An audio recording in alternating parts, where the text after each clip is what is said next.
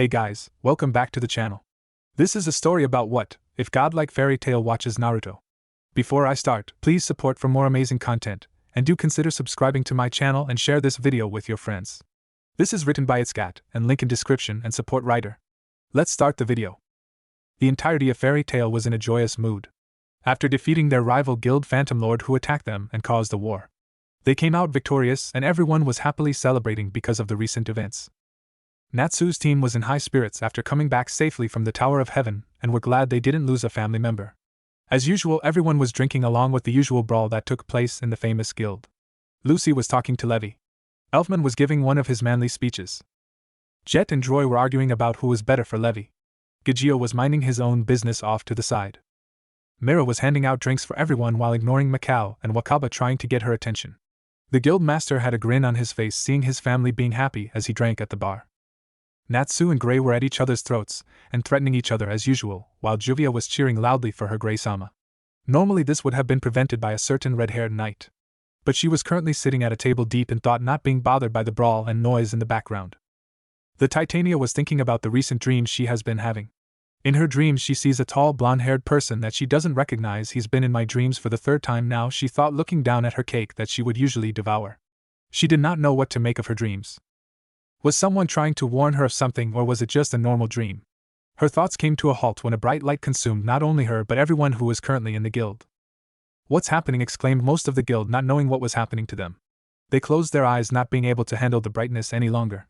Once the light died down, the guild was empty, and they were nowhere to be seen. Naruto Uzumaki slowly opened his eyes and sat up groggily. He wiped his eyes with his right hand before blinking and slowly looking at the bandaged hand. Oh, he realized the procedure must have been done, and his new arm was finally attached. He had lost his arm during the fight against his brother in all but blood, who he had to knock some sense into after the war was done. Looking up, he saw the brown eyes of Tsunade looking at him expectantly. Bachan, he smiled widely getting up from the bed while Tsunade gained a tick mark on her head, hearing the usual nickname coming from the blonde-haired ninja. Sighing, she decided to let it go, knowing he wouldn't stop no matter what she said. "Naruto, I have to see if your new arm is working properly." She started getting his attention. "Try to channel some chakra and use a jutsu using your new arm," she explained, getting the blonde to nod his head eagerly. Naruto grinned and put his hands into his favorite hand sign.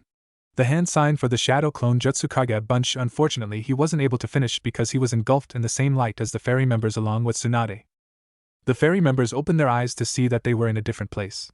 Looking around, the room was completely black, along couches everywhere with a huge screen in front of the seats.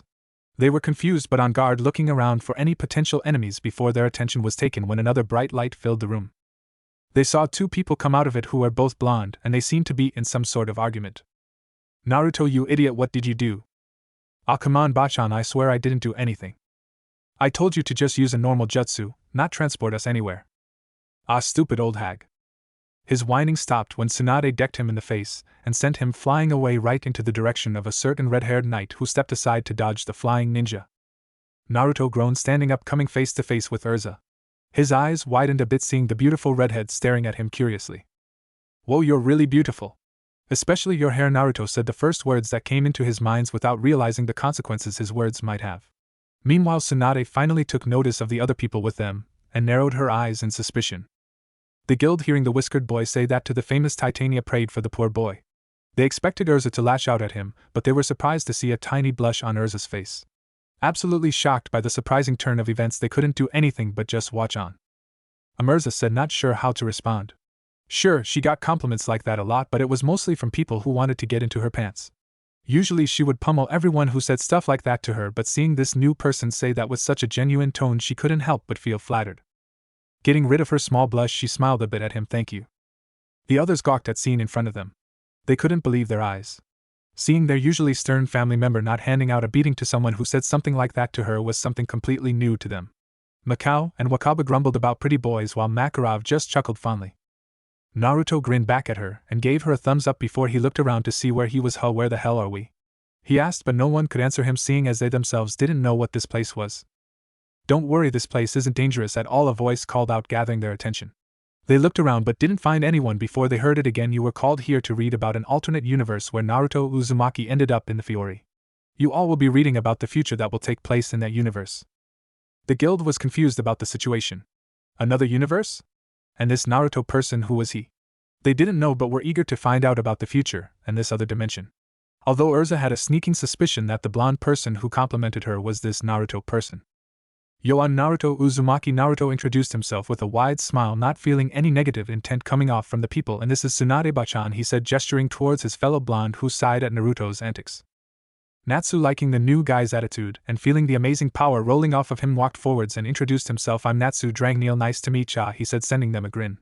Naruto grinned back at him, while Tsunade smiled a bit, seeing his attitude being the same as Naruto's. The others decided to follow their guild member's example and introduce themselves. So, who is reading first? Asked Tsunade, sitting next to Naruto, who was in conversation with Natsu and Happy. A blue-haired girl eagerly raised her hand. I'll do it, said Levi, taking the book in her hands. Opening the book, she cleared her throat as the others stopped their conversation to pay attention. Chapter 1, Demon Child Origins. Hunter. Demon Child? Asked Lucy, a bit unnerved by the title of the first chapter. I don't know what they mean by that. Makarov frowned. He had a bad feeling about this. Meanwhile, Tsunade took a glance at Naruto to see his reaction, but he merely stayed silent. This wasn't seen by anyone of the guild except for the master, whose frown deepened upon seeing the interaction between the two blondes. Drip, drip, drip. That was the sound he had grown accustomed to. The only constant thing in his short life that never changed. Every day, coming back to this small, damp cell. After every mission or session the masked men took him to, if those were even a good enough cover-up to give them. What? Shouted Tsunade, enraged seeing a child Naruto like that. She looked towards her surrogate grandson, who was frowning. Naruto, tell me that this didn't happen to you, she demanded in worry. Thankfully her worries were squashed as he shook his head. No, this did not happen to me at all. But you're the same person as in the book, Grace said, looking towards the blonde ninja. I know, but my childhood was different than the me in the book, he answered them, not wanting to talk about his lonely childhood. He had only been alive for 3 years. Naturally, his mind was not fully developed yet, and he only remembered bits and pieces. And it was a living hell. Naruto-san, said Lucy, gaining his attention. Yes? Is stuff like this normal where you come from? She asked. Naruto looked down sadly, silently answering her question. The guild frowned, hearing that stuff like this was normal in their home. As much as Naruto wanted to say that this wasn't the case, he couldn't. He had experienced it after all and vowed to change so it wouldn't happen again. Whenever he was out of his cell, he knew that it was time for another mission thrown out with some strange other men on the small field, clad in only stain-covered rags. He knew what happened next like a ritual. He would feel a strange, horrible pain pierce throughout his whole body, causing him to scream, hoping that it would stop soon after. Then a burning sensation would move through his body, increasing the pain a dozen times more. And then, it all went black. When he would wake up, he would already be back in his cell. But there were new rips and stains on his clothes from what he had done on those missions. What did the masked men call this stuff again? Blood? Every time he awoke, his body was in agony, and there were new wounds all over him. But after a few moments, they would vanish from sight. What made them leave? Do even his wounds run away from him? He must not be liked very much because all the masked men yell at him when he doesn't respond to their words. A growl stopped Levi from reading. Looking up from the book to where the sound came from, she saw Tsunade, who had her fist clenched. Of course, it's that bastard, she snarled while the guild looked at her curiously. So, who is doing all of this? Do Naruto? Asked Mira with a sad tone, not liking what was happening. Danzo, answered Naruto with a scowl on his face. He's a power-hungry person who fortunately no longer can do any of this, he answered. The guild was happy to hear he couldn't do anything like this. And who are those masked men? Tsunade didn't want to give out information about her village away but realized that the book will just reveal it to them. So, she just took a deep sigh and started explaining. Danzo commanded a small army of his own personal assassins who did everything he wanted them to do. By taking children of young age, he forces them into a training schedule that results in them not showing emotions and abiding his rules without questions, she finished. The guild was absolutely repulsed by what they were hearing. Kidnapping children and making them weapons.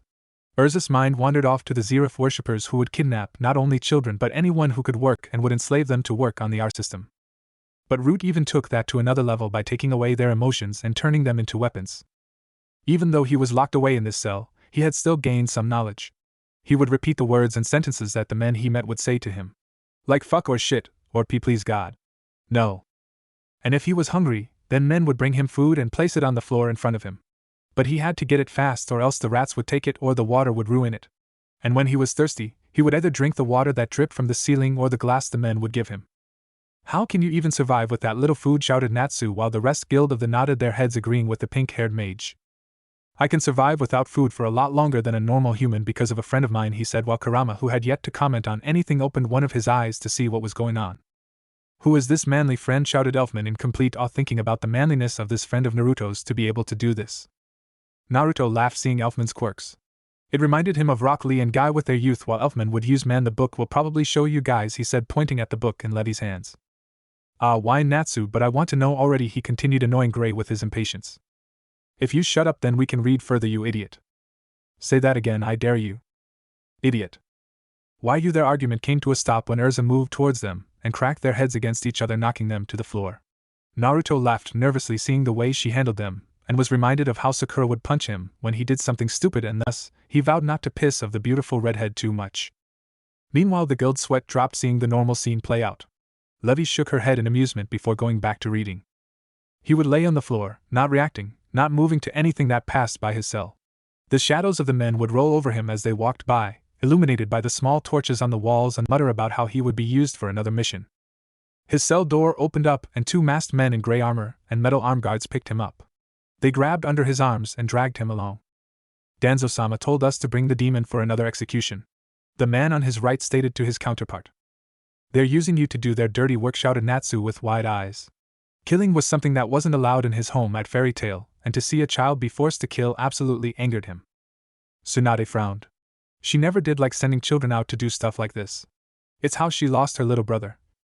All because the leaders didn't want to stop fighting and cause children to become orphans. Unfortunately, in our world, children are often trained from a young age to fight and are sent to war to help along, she finished with a tired sigh. But that's not right, Natsu continued, shouting, it's ruining their life. Tsunade did not even flinch at his outburst, merely staying calm. She sighed before beginning. This is how the elemental nations worked, but thanks to a certain someone, all of the world has finally decided to give peace a try, she said, sending Naruto a smile, who grinned back. The guild was surprised to hear that. They assumed that it would have taken a lot to fix their views, but to see only one person change, that surprised them. They looked at the blonde in a new light, especially Makarov. But it is just another captured jonin, right? We can handle things like this ourselves. We don't need to bring this thing out every time we find one of them. Why does Danzo-sama always use the monster to kill those we capture? The left man questioned, voicing his curiosity.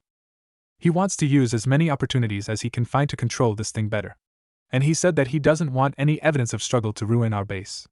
As they came closer to a locked door, they left him standing there on his feet. And like a mirage, they suddenly disappeared in a rain of leaves. Monster, demon, that thing, and it. That was what they called him whenever he was brought to this door or left outside. But despite all those names, that wasn't what he was called.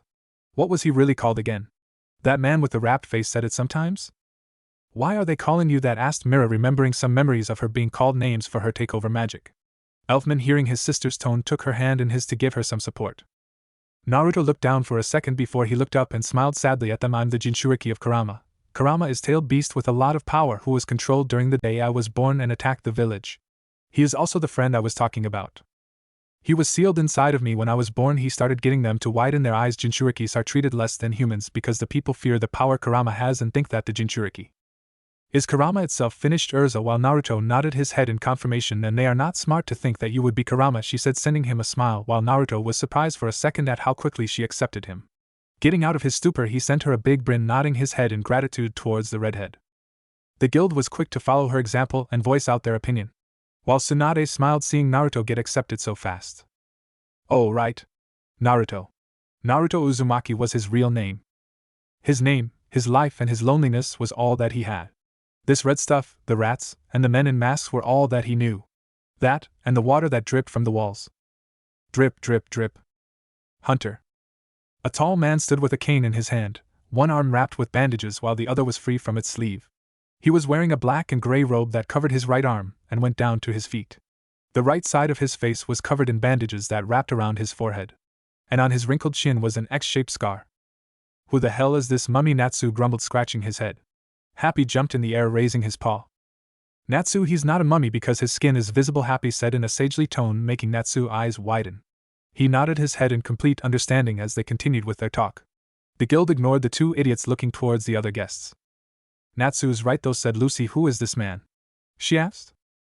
That is Danzo. Naruto did not need to say anything else as their eyes widened before they scowled at the image. He stood on a leveled stand which circled over a small training field they had en route. covered in uprooted dirt and grass with 2 doors on adjacent walls facing each other. It was used for the new recruits and trainees to test their abilities in ninjutsu, taijutsu, and genjutsu. It was leveled so that the more experienced ninja and elders could look down and see the new recruits' efforts. But lately, over the last year, it had not been used to train the new recruits. Alternatively, they were brought out into the woods or trained out there in the battlefield. Instead, this place was used to gain any last-minute information captured spies had before they were silenced. In his experience, people in their last moments tend to reveal everything they could to survive. Lately, more and more foreign ninja had appeared in the village. Some would sneak in from Kumogakure, and others would come from Kirigakure. He had found no evidence of insurgents from Tsunade yet. They had to have all their forces in the village, lest their jinchuriki lost his temper and start a massacre. Wait a second, Gray interrupted Levi as all eyes were on him. What's up with his arm and the bandages, and why is no one helping you get out of that hell? He finished looking at Naruto and Tsunade. Naruto grimaced as he remembered what Danzo had underneath his bandages and on his arm after Sasuke explained everything to him about Danzo. You don't want to know why is like that, he said, and his expression turned into a confused one after that. And I don't know why anyone isn't helping me, he said. Where is Sandaime or Kakashi-sensei? Did my parents die there too? He though confused as to why he was even in this situation. It had appeared that each hidden village was sending a team of ninja to infiltrate the land. It had started when the 4th Mizukage sent a team to check for weak points in the security of the village. There was something wrong with that boy. He was the jinchuriki of the Sanbai, and lately he was holding the state of the village like it was a yo-yo. Sending that crazed shark man to kill his own team so that there was no evidence of their work to be found. That was the last resort in a situation like that, especially when the whole team was still capable of fighting. It was unsettling, like the decisions he was making were not his own. Then a team from Kumogakure was sent to charge and attack any ninja they could find. Of course, lighting village ninja were never very subtle. They always preferred to attack rather than to sneak. Perhaps they were only ninja because of the ninjutsu they practiced. The only times he remembered Kumogakure sneaking around was the Hyuga incident only a few weeks ago, and the incident with the Jinchuriki girl almost 20 years earlier. These were both attempts to increase their military and strategic abilities for the better. It wasn't enough that they had a Reikage that could take down armies, or the most attuned Jinchuriki out of all the elemental nations. And now Iwagakure was joining in the fray, sending a team for reconnaissance on the noble families and the Jinchuriki. Danzo never understood the methods of Inoki. He would always watch the chaos from the outside, never directly joining the battle. He just let his men do their job and never interfered. Which he should have, with the growing rumors of a blonde youngster blowing up buildings for the hell of it. Always using explosive clay and yelling out Katsu, he would never allow the people of Konoha to revolt or betray him like that. And he had a great plan for any ninja or civilian that was against him. He had taken the Jinchuriki boy into his ranks and made him a weapon. Due to the boy being no more than a toddler, he couldn't expect any conscious contact or agreement with the fox demon, so the members of Root's research team came up with a solution. The discovery that the demon's chakra activates when the boy experiences pain. If they could make a seal that caused agonizing pain to go through the boy's body and control him through that pain, they had a walking weapon in their hands. It took a few tries to get the fox's chakra moving, but when the boy was covered in the vile energy, it proved to work. The first time the cloak appeared, the boy dove at his controller through pure instinct. Danzo only raised his fingers in a seal and the boy stopped, a blood-curdling scream of pain from his throat. When he did, a kanji appeared on his stomach at the center of the seal. The boy would not attack anyone Danzo did not see fit to kill. And when he was done, he would lower his hand and the boy would stop. The chakra would dissipate and then he would fall unconscious. It was useful to tie up loose ends when you were tired of doing the work. How can he just raise his finger and control? Yukana asked with visible confusion on her face. Naruto scowled hearing how Danzo was controlling him. That bastard is doing it through using Fuinjutsu. Fuinjutsu? Amidst Naruto started putting on a thinking face. He was never good at explaining stuff. Tsunade, seeing Naruto struggle, chuckled fondly and decided to help him. Fuinjutsu is a type of jutsu that seals objects, living beings, chakra, and a lot more. But it can also be used to restrict movement or unseal objects either from within something or someone, she said, crossing her arms, making her breasts look bigger, attracting Mikao's, Wakaba's, and Makarov's attention. Kurama was sealed inside Naruto with Fuinjutsu. The guilds slowly nodded their heads in understanding save for one person. I don't get it, Natsu said, scratching his head confused. The guild face faltered at that as they just ignored him, making him scowl and get annoyed. An Umbu ninja appeared behind Danzo, kneeling before his master. Danzo-sama, they are both ready. Should we release them? The masked ninja asked his leader. Speaking of tying up loose ends. Hunter. Yes, let the IWA ninja out first and keep Naruto-kun locked. I wish to see if we can gain any more answers. the robed ninja elder said to the younger shinobi. The Umbu nodded and made a motion with his hand. One door opened in the area beneath them, and a man was thrown out. He appeared beaten and battered, tortured for any information that he had. But like a true jonin, he had kept his mouth shut. He stood up and looked around, noticing that several new ninja had appeared around the clearing. The man was dressed in a red outfit with a brown flak jacket. Around his head was a standard forehead protector of the ninja villages. Etched into the metal was the image of dented rocks overlapping, the mark of an IWA ninja. His weapon pack was gone, taken when he was brought in. Is that how ninjas dress? Gajeel asked, raising an eyebrow, eyeing the outfit curiously. That's how most jonin dress, but not all ninjas dress same, she answered, while Naruto nodded his head eagerly, thinking about his orange jumpsuit. He loved it not only because of the orange, but because it was Eroseni who had bought it for him. Sadly, it was destroyed in his fight against Sasuke. His sad thoughts came to an end when another question was asked. What's a jonin? Levi asked, setting the book down for a second to ask her question.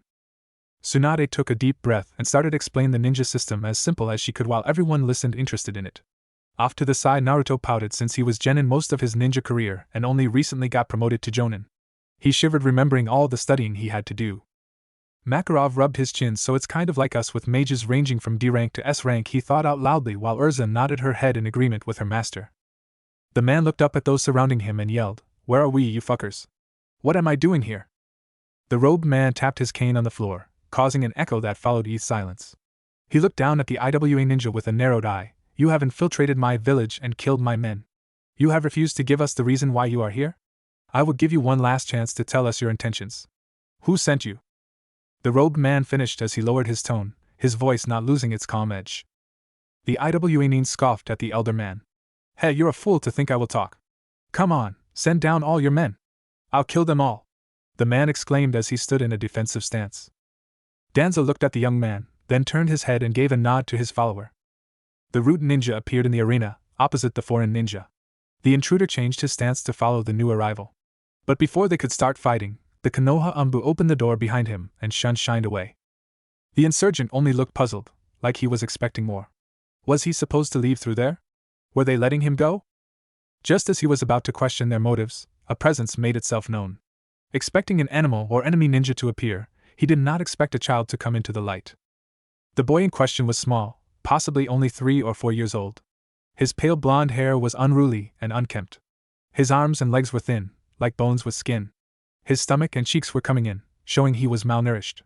And on each cheek were 3 scar-like whiskers, defining his face. He wore torn cloth-like rags, remnants of a shirt and pants he wore. The sandals he wore were stained, dark red from dried blood.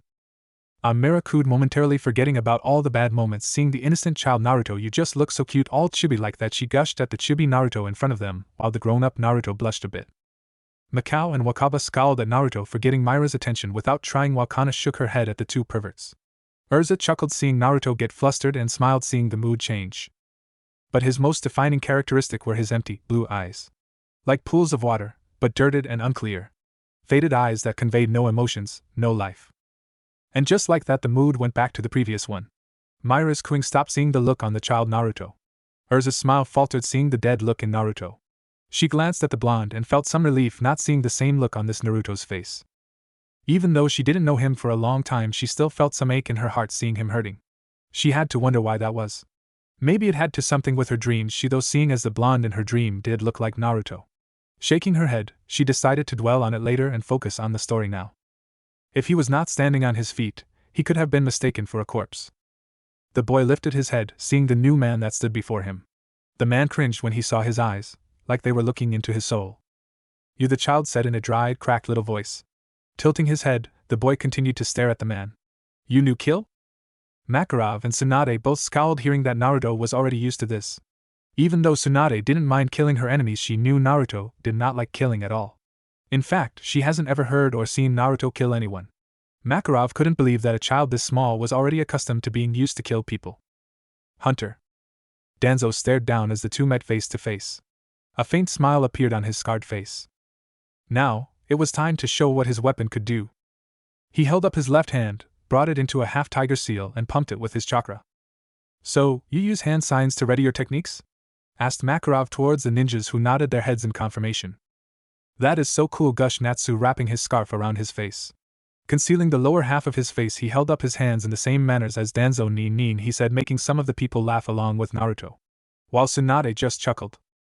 Shut up, salamander, so we can read on, growled Gajeel in annoyance at Natsu's antic. Natsu retaliated, resulting in them butting their heads against each other, but it was stopped by Makarov, who flattened them, enlarging his hands. Naruto and Tsunade blinking, being reminded of the Akatsuki clan techniques, seeing Makarov use Titan magic. Gra! The little boy yelled in agonizing pain, falling to his knees. The Iwa looked in sheer fright at what was happening to the child. His hair was changing, becoming spikier and sharp. His whiskers becoming rougher and more scar-like. His nails grew, digging into his head as he held it in pain. Are you transforming or something? Gray asked, being reminded of the Strauss siblings' takeover magic, seeing Naruto using Kurama's power. Yeah, but that's the uncontrolled version of it, Naruto answered. Uncontrolled? Mera asked, remembering her struggles with controlling the demons with her takeover magic. Yeah, the controlled transformation is much different and stronger, he said with a big grin while Kurama smirked from within the seal. Can you show us? Levi asked in an eager tone. Naruto contemplated it as everyone eagerly leaned forward for a second before smirking a bit evilly. Nah, maybe another time. The guild face faltered at that before scowling at him, while Naruto just laughed it off. Through the rags, the Iwa saw a pattern appear on his stomach. A sun-like formation made of runes and kanji phasing onto his stomach. And in the center on the formation was the character for control. The kanji used by Danzo to make him his own personal play toy. The boy fell to his hands and knees, gasping for breath. He lifted his head towards the man, revealing crimson eyes and slit pupils that made him appear feral. The ninja froze in fear. This was what the Red Cloud had sent him to find. Locating and identifying the jinchuriki of the Kyuubi was his mission, given to him and his team by the men of the Red Cloud. If they could find its location, they were promised high positions in the new world. Men of Red Clouds, muttered Tsunade, so Akatsuki is making their moves much quicker this time, she said towards Naruto, who nodded his head. The others were confused by this. Who is this Akatsuki? Makarov asked with a serious tone. They're a group consisting of 10 S-rank ninjas whose targets are the jinchuriki. What, shouted everyone in shock. 10 S-rank, muttered Lucy in fear hearing about such a strong group. And they're after the jinchurikis? Exclaimed Mira in shock and in fear for the Naruto in the story and in front of her. Naruto just chuckled at their reactions. Don't worry about, they're all defeated now and peace has started, he reassured them, giving a thumbs up along with a grin. And you defeated them all? Asked Natsu, eager to know if Naruto defeated them. No, he said as Natsu deflated a bit before Naruto continued, I didn't do it alone, an image of all of his friends conjured in his mind, my friends helped with along the way. Natsu grinned hearing that as his small disappointment washed away, while the guild smiled hearing the affectionate tone Naruto used. They had expected a noble of Konoha, with security that made the daimyo green with envy. But instead, it was just a broken child hidden in the shadows. The possessed boy dived at the man, aiming to rip him apart. The ninja evaded the strikes and jumped over the demon. The boy turned around and went for a second attempt as the Iwa landed on the floor. His hands moved through a flurry of seals as he screamed his technique, Earth Style, pierced Hell Spike Yard. Everywhere in front of him was covered in rock spikes. The boy, mid-jump, was screwed in his stomach. He hung there, limp, as blood flowed down the spike. Those people are just watching as you are fighting against a much stronger opponent, growled Urza in anger, seeing the root ninja along with Danzo just watching while Naruto fought the enemy Jonin. Naruto pounded a fist on his chest and grinned widely. Don't count me out, he said while Urza turned towards him with a stern look. But still she trailed off while Naruto was a bit surprised at her reaction. The others were a bit surprised seeing the Titania's behavior. They were worried about Naruto but knew that he would survive seeing as they still had most of the book to read. The redhead looked down and clenched her fist in frustration. She did not like this at all. The pain in her heart just kept increasing and it also reminded her of the times in the tower. Even though she was finally free from it all, it still hurt. And now seeing this happen, it just made it worse. Tsunade looked at the armored girl curiously, wondering why she reacted so strongly. The others were showing worry, but they did not react so strongly to seeing what was happening, but she did. She decided to let it go for now and focus on the story as it might explain why she did that. The ninja smirked and laughed. He had killed Konoha's secret weapon. Now this village was nothing but a sitting duck. He turned around, prepared to kill the robed man above him, but stopped when he felt a sensation in his chest. He looked down and saw a diminutive clawed hand clinging through his chest. He turned his head, blood pooling down his chin in the process. Behind him was the previously believed dead boy, blood leaking from his stomach. He looked furious, his rage evident in his twisted, exhausted face. Greha. He ripped his hand out sideways of the man's chest, leaving a giant orifice through his lungs and ribs. Blood jetted out of the wound and he fell to his knees, dying instantly. The blood made a puddle that stained the boy's feet and sandals. Naruto frowned seeing his other kill the Jonin while being controlled by Danzo. The others frowned alongside him seeing him being forced to do all this. Tsunade put a hand on his shoulder as support, making him smile at her. The boy took deep breaths, blood spilling out of him. Danzo smiled at his subject's result. He brought his hands down and stopped the flow of chakra. Gah! The vile energy dissipated from the boy's body, causing him to pass out in his own blood. The elder nodded his head towards his subordinates, and they followed his order. One Umbu grabbed the boy and lifted him up, another taking the new corpse to add to the pile. The gathered ninja dispersed, the demonstration finished, the show was done. Hunter. Another ninja, very young in comparison, appeared in a kneeling position behind Danzo. Danzo-sama, should we take Naruto to the medics? If we leave that wound as it is, he may die. The man sounded worried for the poor boy. Finally, someone says something about the situation Gray voiced out, making Juvia go off about how caring her Gray-sama was while the guild's sweat dropped seeing the sight. Yeah, I wonder who it is though, Kana asked while no answered her, but Naruto had his suspicions who that person was. No, Danzo said with a commanding voice. We do not need to worry about Naruto-kun's medical state. It will take care of itself. Danzo walked past the kneeling young man. Our concerns rest with finding the reason all these intrusions are happening. Every major village is sending their forces to. Sir, if we don't heal him, he may die. The masked man stood up to address the elder.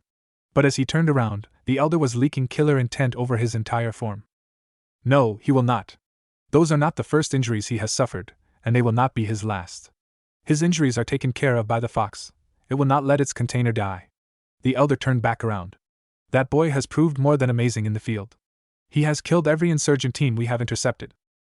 His presence has fortified itself as a horrifying force in the world. We have even stopped the idea of an Uchiha rebellion. To force a child to kill so many people, this person is too disgusting, Makarov snarled out while the guild agreed with their master.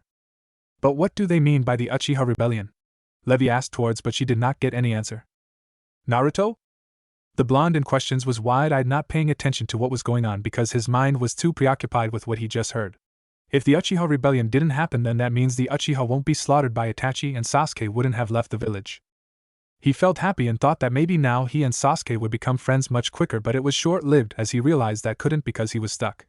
A hand on his shoulders snapped him out of his stupor. Looking towards it, he saw Urza looking at him concerned. Are you alright? She asked.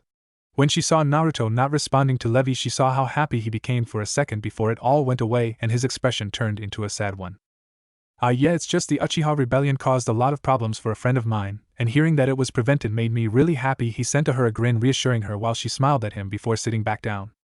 Tsunade's vision changed into a different blonde and redhead for a second before it returned. She chuckled seeing the similarities. But sir, he is only a boy. There has to be a better solution for our power struggles.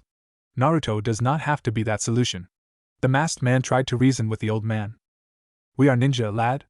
We will use any and all methods to survive and keep our people alive. Even our children have a duty to help our village. Danzo started to walk away. I will do anything I must to help Konoha strive. The masked man looked down. Oh, by the way, Danzo turned his head to address the young man. What is your name? You don't call him monster or demon, so are you familiar with him? The masked man looked up at the elder. He brought his hand up and took his animal mask off his face. It revealed a young man with gravity-defying gray hair. His lower face was covered by a face mask, and his left eye had a vertical scar. His left eye was different from his other, red with 3 tomos circling around the pupil. Sensei, exclaimed Naruto in surprise before a huge smile appeared on his face. You know him? Effelman asked. Yeah, Naruto grinned happily seeing his sensei there. He's my sensei. My name is Kakashi Hatake, Danzo-sama. I requested to join your ranks as chance to learn your style. Please show me how, Danzo-sama. This was both a truth and a lie. He was here for one reason, and one reason only. Find a way to save Naruto. Tsunade sighed in relief seeing Kakashi come to Naruto's rescue before she realized something. She clenched her fist in anger and looked down. Damn it. Naruto was confused by Tsunade's sudden anger. What's wrong, Bachan? He asked because he thought she would have been relieved that Kakashi was helping him. She looked up at Naruto, who was looking at her with concern and confusion along with the guild. She unclenched her fist and took a deep breath. I'm happy that someone is doing something to help you, but she stopped for a second as Naruto's concern grew. Where am I or Jiraiya? She whispered in a low voice while the others barely heard her. Naruto smiled reassuring at her. Bachan, he started, don't worry, Kakashi-sensei will not let anything happen to me, and I'm sure there is a good reason you and Ero-Sannin aren't there, he said while Tsunade still didn't look convinced as she felt guilty for letting all of this happen. Oh. Copy ninja, Kakashi-kun. It is an honor to have you in our humble ranks. Hunter. Naruto was on the floor of his cell, close to losing consciousness. The hole in his stomach was slowly closing, cutting off the flow of blood. His eyes became heavy and he could not stay awake. But almost instantaneously, he found that he was no longer in his cell. He was lying in a foot-tall pool of water. The walls were further across and the bars were no longer there. Pipes spread and twisted together on the wall, leading to something down the black abyss. Oh, Naruto said, surprised for a second. My mindscape. Mindscape? Natsu asked, confused, while the others were intrigued by what he said, especially Levi. Yeah, it's where I meet up with Kurama, he said, grinning sweet. Now you guys can finally see Kurama. The others were excited to see Kurama make an appearance, so they all looked back toward Levi and urged her to continue reading. Naruto lifted himself up, looking from left and right to find something notable. He got to his feet and started to walk in one direction. He had walked for what had seemed like hours. Then, after a while, he finally reached something. Bars that raised all the way to the ceiling and spread over the wall. He walked to the bars and went to touch them, and then... The boy fell to his bottom in surprise, wondering what could have caused the bestial roar. Before he looked up in surprise at what was behind the bars. Behind the bars was a fox of titanic size. It had orange-red fur and was lying on its belly. On the kitsune's back was 9 flailing, massive tails that caused the water to ripple. The creature bared its teeth and gums at the 3-year-old boy. A growl echoed out through the hall. Naruto pouted and grumbled to himself. Stupid fur ball. Kurama snickered from within the seal, seeing himself scare everyone. He's huge. Why the hell is he growling at you? Look at how many tails he has. They all gawked at seeing the gigantic fox behind the bars, while some of them commented on seeing Kurama for the first time. They did not expect it to be this angry, looking towards a friend. They certainly did not expect him to roar at Naruto like that. Human, what are you doing here? The fox looked at the boy, flaring its killer intent at him. If you do not open this cage now, then I will destroy you with my own paws. The fox exclaimed in fury and anger. Naruto scoffed inwardly. You can't beat me, and you know that, Kurama, he said towards Kurama, who growled and could do nothing, seeing as Naruto could beat him using his Rakuto Sannin mode. Who be you think? The boy looked at the fox with his lifeless eyes. He was unaffected by the beast's horrifying power. Me? I am the great Kyubi-sama. I am the demon who crushes mountains and levels seas with the movement of my tails. The fox yelled, pride brimming in its voice. They sweat dropped hearing him boasting about himself. It's true he can do that, Tsunade said while making them snap their heads towards her in shock. They looked at Naruto, who grinned. Some were in awe, thinking about how he can control that kind of power, while some of them wanted to fight him, Natsu and Gajeel of course. Don't worry guys, he's just a big old softa on the inside, Naruto said, snickering as Kurama growled at his teasing. The boy only stared at the fox, his mouth open in a small, comedic fashion. As if he was as amazed as he could be looking at the creature in front of him. Kyubi-sama, what are doing here? Where this is? He said in a disjointed, grammatically incorrect fashion. He had hoped that the fox could shine some light on the subject. Why couldn't you be like this when we met? Kurama asked with an amused tone, hearing someone stubborn like Naruto address him like that. Don't get used to it, furball, because it won't ever happen again. Kurama huffed. At least your other knows how to talk to me. Boy, address me as that always. I am your superior in every way, so listen closely. The fox lowered itself to almost eye level with the boy. You have been using my chakra almost every day for what those men want. And although I have no quarrel with the killings, you have no right to use my power for these pathetic humans' needs. Katra? The boy asked, tilting his head at confusion. I'll look at you being so cute again, Mira gushed once again, while the other girls nodded their heads in agreement with the barmaid. Naruto's cheek blazed pink hearing her say it again, while Tsunade laughed at seeing him get flustered again. Yakana agreed with her friend, especially those cute whisker marks. Urza inwardly agreed with others but did not show it on the outside, knowing how much she would get teased for that, so she settled on silently agreeing with the rest. No, foolish meatbag, I said, chakra. Oh, sorry. I heard bad. Why do you talk like that, child? Do you not know how to speak? Sorry, Kyubi-sama. I learned from masks. The fox narrowed his eyes. So this child learned from his captors. He doesn't know anything else about this world, huh? The fox wondered if he could teach this child to rule for his sake. And in his experience, the best way to teach was through fear. Then he decided to plant a threat into the boy's head. Child, you should run. No one can stand before my greatness for too long. Before they are driven to madness, or I kill them. So watch your step or you may die. The fox ended his speech with a devilish smirk. How did you even become friends with him? Urza asked incredulously, seeing Kurama's behavior towards Naruto. Naruto laughed again. We weren't friends at first, but I gave a good beating knocking down his ego and made it up later with him, he said with a soft smile, while others gawked at him. You fought against him? Natsu asked in amazement, while the others stared on in awe at him. Yeah, that's how I was able to gain control of his power, he answered back with a wide grin. Whoa, Natsu said before clenched his fist, and his eyes shone in determination. Naruto, fight me. He shouted, jumping up punching his palm while the others looked at him like he was an idiot. You'd get destroyed, Salamander Gajeel said, snickering at his challenge. Gray nodded his head, agreeing with their new member. Yeah, you won't stand a chance. Natsu scowled at them in annoyance. I would do much better than you bastards, he said, pointing at the two of them. Gray and Gajeel both scowled at him in return and retaliated in them, arguing over who would last much longer. Naruto's sweat dropped seeing them while thinking, is this how I look when I argue against Sasuke? Yes, and it resulted in both of you kissing not only once but twice, Kurama reminded Naruto as his entire face turned green and he groaned and gagged thinking about those horrible moments. Shut up, he shouted while Kurama just snickered at his expense. Thankfully the three mages' argument was stopped so they could continue reading. The boy only stared at the fox in wonder. Then he walked through the bars and up to the fox's paws. The fox looked down in shock at the boy's actions. He looked down and saw the boy just stare back at him. And then saw it for the first time. The lifelessness that was held in his eyes.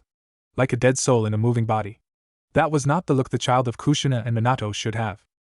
Those are your parents, right? Lucy asked Naruto, who had a sad smile on his face remembering his parents who sacrificed themselves for him. Yeah, he answered, they probably died on the day I was born. He sighed tiredly before whispering again. Only those who were sitting close to him heard him say it, who were Makarov, Urza, Mira and Tsunade. They mages frowned hearing the last part, coming to the conclusion that Naruto was an orphan not only in the book but the Naruto in front of them was also one. Makarov patted him on the back. Don't worry, kid, I can tell that your parents are proud of what you have become, he said in an affectionate tone. Naruto looked at him surprised for a second, being reminded of the third Hokage, and smiled at him. Yeah, I know. He could not believe that the humans had done this to a child. Why do you not run? I am evil incarnate, the demon of the elemental nations. I could kill you in an instant. He expected the child to come to his senses and run away in terror. But the child continued to stare, and after several tense moments he answered. If you kill, then you would when came. The fox was shocked to a new level at the nerve this child had shown to him. He turned in his cage and faced away from the child. Leave, boy, I am feeling merciful. Run now, before I slaughter you. The boy only stood for a few moments before running out of the bars. He turned around and bowed. Goodbye, Kyubi-sama, see soon you? Yes, I will bring you back here to teach you how to talk to me properly. As the child was about to run off, he said one last thing. And don't call me Kyubi-sama, that won't do until you learn the proper respect in my presence. Just Kyubi will do for now. Urza chuckled before looking towards the whiskered ninja. You were right, Naruto, he does seem to be a bit of a softie. Naruto laughed along with her. Yeah, I know, right? He held his hand at his stomach. I don't know why he doesn't drop the tough act. Kurama stayed silent, not wanting to give Naruto any satisfaction. Hunter. Hiruzen Sarutobi stood overlooking all of Konoha. This was such a peaceful village, despite all the turmoil around the world. But it was not the result of his work. Could he even call himself the Hokage anymore? He was a puppet, a shadow of his former self. The night Minato died, he had been prepared to take that child under his care. But the council had decided against keeping the child safe. Those damn bastards, shouted Tsunade in rage. When this is done, we're disbanding those fools, she said, looking towards Naruto, who shrugged his shoulders, not caring either way. No matter which universe, there is always a council that ruins everything, Makarov said in a tired tone, slumping down on the couch. He felt someone pat him on the head like he was some sort of child. He looked up to see Naruto snickering at him. Don't worry, Gigi, it'll all be okay, he said with a thumbs up. Makarov chuckled at how fast Naruto accepted him, and already gave him a nickname. He liked the young boy. He could feel the tremendous amount of power he possessed, and was in complete awe of it. To have this much power and not boast about it and look down on people, he was amazed by it. If only his grandson could be like him. I'm sorry, master, for all the trouble we have caused, Urza said, apologizing towards her master for the trouble her team causes. The rest of the team, along with the more destructive members of the guild, looked sheepish, not being able to deny the damage they cause. Makarov waved it off. Don't worry about it, let's just continue reading. In their eyes, he was nothing more than the fox that attacked their home. He had hoped that he could appeal to the other elders of the village, but no such luck. Hamura and Kohara had both agreed that he should be placed in more capable hands. And in came Danzo. His old friend had told the council members of his plan to use Naruto as a weapon. Hiruzen was against it, saying that it was inhumane. But the council had won, even bringing in the daimyo for the decision. And as such, the village had prospered. No one would challenge a superpower that had a monster at their fingertips. The other country's jinchuriki never complied with the wishes of the people. So as a result they took the choice of free will from the boy before he could have any. It had horrified him that he just let this happen. He felt like a puppet that Danzo used to keep up appearances. The only influence he could make anymore was convincing Kakashi of his plan to try and liberate Naruto from Danzo's control. But even that was a long shot to make. He just wished for simple times again, when children could laugh and play all together. But no matter the leader, the need for fighting and power grabbing was just too strong. He wished he could go the way Jiraiya and Minato had with their ideals. That we should aim for no killing, and peace between the people. Makarov shook his head. As much as I sympathize with him, he's avoiding his responsibility by not taking the matter into his own hands. Naruto and Tsunade did not disagree with him, seeing as the third Hokage should have done a lot more to help rescue Naruto from this situation. But no matter how many times he thought of it, he could only imagine a war coming forth. Danzo had kept sending the bodies as a message to their respective villages.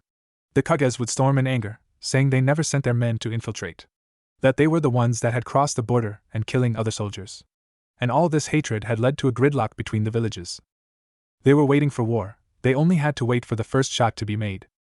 Hiruzen looked back to his younger days, being taught by the Shodai and Nidaime Hokages. The fun and hope he had experienced back then. But when the Nidaime had lost his life to the Jin and Kin brothers of Kumo, he remembered what the Shodai did next.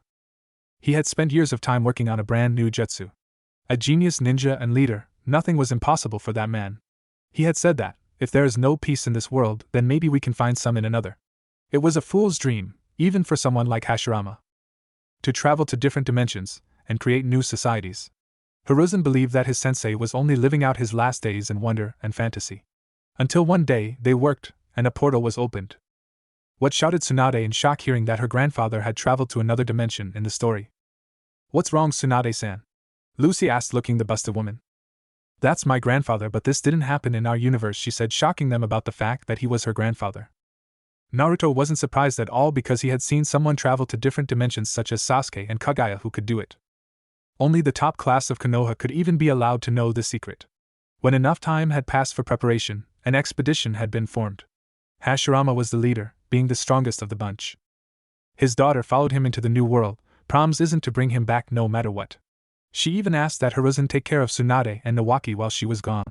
Along with them, they brought skilled ninja, scientists, and medics to accompany in case something went wrong. Daughter asked Tsunade in confusion. My grandfather did not have a daughter, he had a son. That's another change compared to our universes, Mira said while the others nodded their heads in agreement. After 1 week, they had no intel from the expedition except for one word they sent back. They had been presumed Kia, and any knowledge of the portal jutsu was destroyed. Each day, Hiruzen wondered what was on the other side. Were there enemies even they could not defeat? Or was life so good that they had left the nations for a new utopia? Was it better than the situations playing out in front of him now? He would go back at times and look at the message sent back to them through the jutsu. Fiori. Well, that's chapter 1 done, Levi said, closing the book. Yeah, it's a lot to take in, Urza said before looking towards Naruto. Maybe you came the same way to our world as Hashirama-san, she said. Levi nodded her head in agreement, eager to know more about all of these techniques. Before anyone else could continue, a bright light filled the room, attracting their attention. Hunter. Chapter 2, The End of an Era. Hunter. The cave gave off an eerie atmosphere to those that saw it. Darkness covered the interior, stalactites and spires appearing all over the floor and ceiling. Several men all walked into the center of the clearing. Usually, they only sent clones, informants, or holograms in their place. But due to the circumstances, they thought it better to meet in person. A man with several piercings all over his face and orange hair walked up. He was dressed in a long, black cloak with a red interior. And spread around the cloak was the figures of red clouds. And atop this man's head was a forehead protector with the figures of 4 parallel lines falling down. And intersecting the lines was a long scratch. He opened his eyes, revealing eyes with light purple irises and sclera and a ripple pattern appearing from the center. This man was Pain. He was the leader of the Akatsuki. To be able to control 10 S ranks, he must be very powerful, Makarov said, knowing how difficult it would be to be able to control all the strong people. Naruto, Tsunade and Kakashi nodded their heads in agreement as their thoughts drifted back to when Nagato invaded the Leaf Village with his paths and destroyed it completely, along with killing most of the shinobi before Naruto came in and defeated him and convinced Nagato to believe in him. Naruto took notice of the leader part and said actually he's not the leader, he's being manipulated by someone. Their eyes widened in shock hearing that someone so strong was being manipulated. How can someone so strong be used like that? Mira asked incredulously. Yeah, I thought that too, but he was being used. Naruto had a sad smile on his face along with his tone being the same. He really wanted peace, but he didn't know that what he was doing was wrong. He was just someone who had been wronged. The guild was confused and surprised by Naruto's behavior. Though he would hate them because they would hunt him and his fellow jinchurikis, but he was sympathizing with the people who were his enemies. Or so it is believed. A woman with blue hair, lavender eyeshadow, and a piercing under her lip walked out. She wore a headband similar to the man to her left. And atop her head was an origami flower with a more faded shade of blue. She had the look of a woman who was willing to take any life for their cause. She was Conan, angel of the land of rain. She certainly does look like an angel, Mikao said with a perverted look on his face, eyeing the picture of Conan that popped up on the screen. He was knocked out by a thrown sword courtesy of Urza, who had a tick mark on her head after she heard what he said. Tsunade along with the girls from the guild sent her an approving look while Wakaba helped up his friend. The others laughed at his expense while Makarov wisely kept his mouth shut lest he also gets the same treatment. I never knew why she was called that. Naruto as he tilted his head showing a confused expression. It's because she used her paper ninjutsu to make wings for herself, Naruto. Kakashi answered his student, who made an O expression upon hearing that. Paper ninjutsu? Oh yes, she could control paper, it was pretty cool, Naruto answered, remembering when she made those flowers that he left at Jiraiya's grave. So, are we all in assembly? The pierced man announced in a powerful, emotionless voice. From the shadows, several men walked into the light. Nay, Leader-san, a large man said to his boss. This man had a blue tint to his skin, and long blue hair like a shark fin. Gill-like marks, making bags under his eyes and sharp, pointed teeth. On his head was a metal band with 4 waving lines, a scratch through the middle. And on his back was a massive sword wrapped in bandages. Is it almost time for the big party we've set up for? You know I can get impatient if I have to wait too long for the fun. They're making a move much earlier than they did in our dimension, stated Tsunade, looking towards Kakashi and Naruto, who nodded their heads in agreement. When did that happen with you guys? Asked Gajeel in interest. Naruto put his hands behind his head, completely relaxed. When I was 12, he answered nonchalantly, while the mages gawked at him seeing him reply so casually, while the shinobi sighed, completely used to it. You fought against them when you were 12? Natsu shouted in awe. Not really, said Naruto, while Natsu's cheerfulness receded hearing that. Kakashi decided to elaborate in place of his student. He was protected by the village and different people before he was strong enough to fight against themselves. This man was Kisame Hashigaki, monster of the hidden mist. There is no need for worry, Kisame. It will almost be time for our greatest gathering, the leader of the group assured the crazy shark. Are you sure it is time for that yet? The leader turned to the one who had addressed him. The man in question was a tall man with dark skin, with a white hood and black mask. His eyes were his only visible characteristics, green irises and red sclera with no pupils. He wore the medal of the crashing waterfall, with a slash through the middle. We haven't collected the right funds and don't have enough support to sustain our conquest over the other nations. I don't want to lose all my money because you were premature and impatient. And there's the problem with having so many powerful people working together, Makarov said, sighing tiredly. Their personalities and their views will clash with each other, creating conflict. Yeah, although some of the members haven't joined yet, so it's less than 10 members at moment, Kakashi pointed out, not seeing Haiden, Deidara, Itachi thanks to prevention of Uchiha massacre. So, the group in that dimension is weaker than yours? Gray asked the masked ninja, who lazily nodded his head. This man was Kakuzu, the zombie broker of the underworld. Wait, what zombie? Natsu asked. What's with your world? First there was a mummy, now a zombie. The others fortunately just ignored the pink-haired mage, making him growl and scowl at him for being ignored. They looked at the shinobi for explanation. He's very difficult to kill because of having 5 hearts, Kakashi explained, while Naruto scowled, remembering his first encounter with the pseudo-immortal before he grinned widely, remembering his first using his Raisin Shuriken to completely immobilize him and for Kakashi to finish him off. How the hell can he have 5 hearts? Elfman asked incredulously. He steals them from people who he kills, unless you have to kill him 5 times for him to really die, Kakashi said.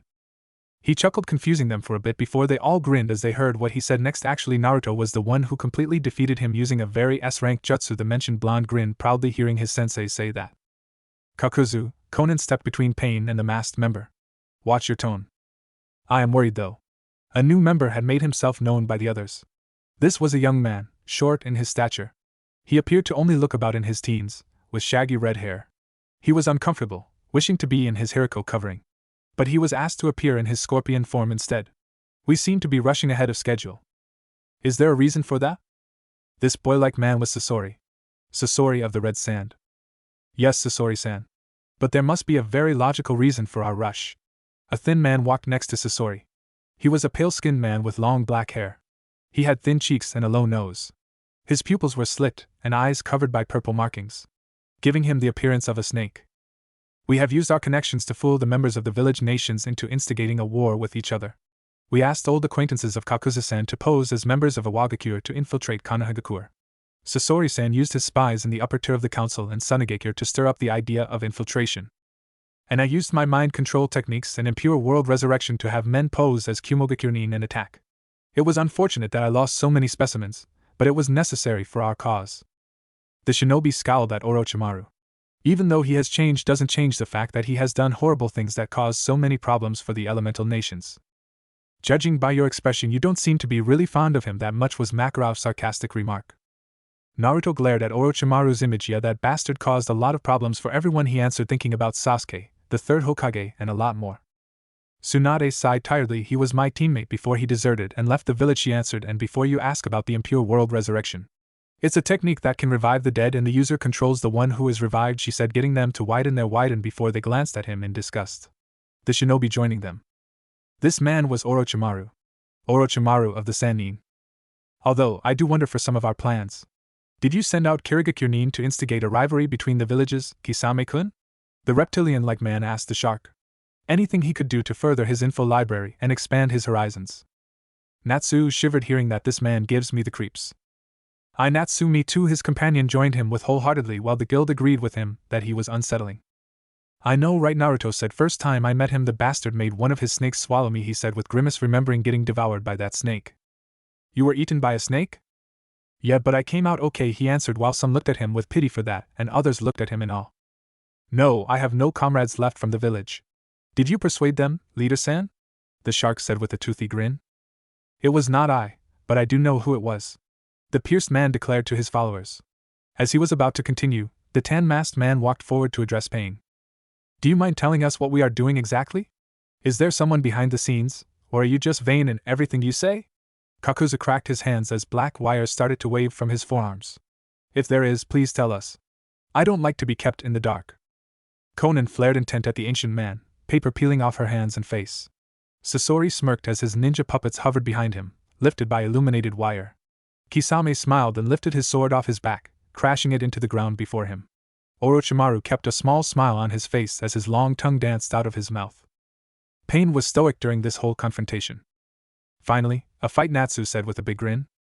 Yeah, Gray and Gajeel agreed with him as they were a bit tired by all the plotting and talking. Shut up, you fools, so we can read further, Urza said with a glare, instantly making them shut up and sit down like obedient children. Naruto snickered seeing this happen, while Tsunade gave her an appraising look seeing her handle them so easily. Kakashi shivered, remembering another red-haired monster who would scare everyone, including his sensei, when they all did something stupid. The guild wisely kept their mouths shut lest they incur her wrath. Everyone. Please calm down. It ain't nice to have a disagreement between friends. You idiot, they aren't friends, they are working together for the goal. If you would stop eating every shit-covered corpse we find, you may have known that. Okay, that was a low blow.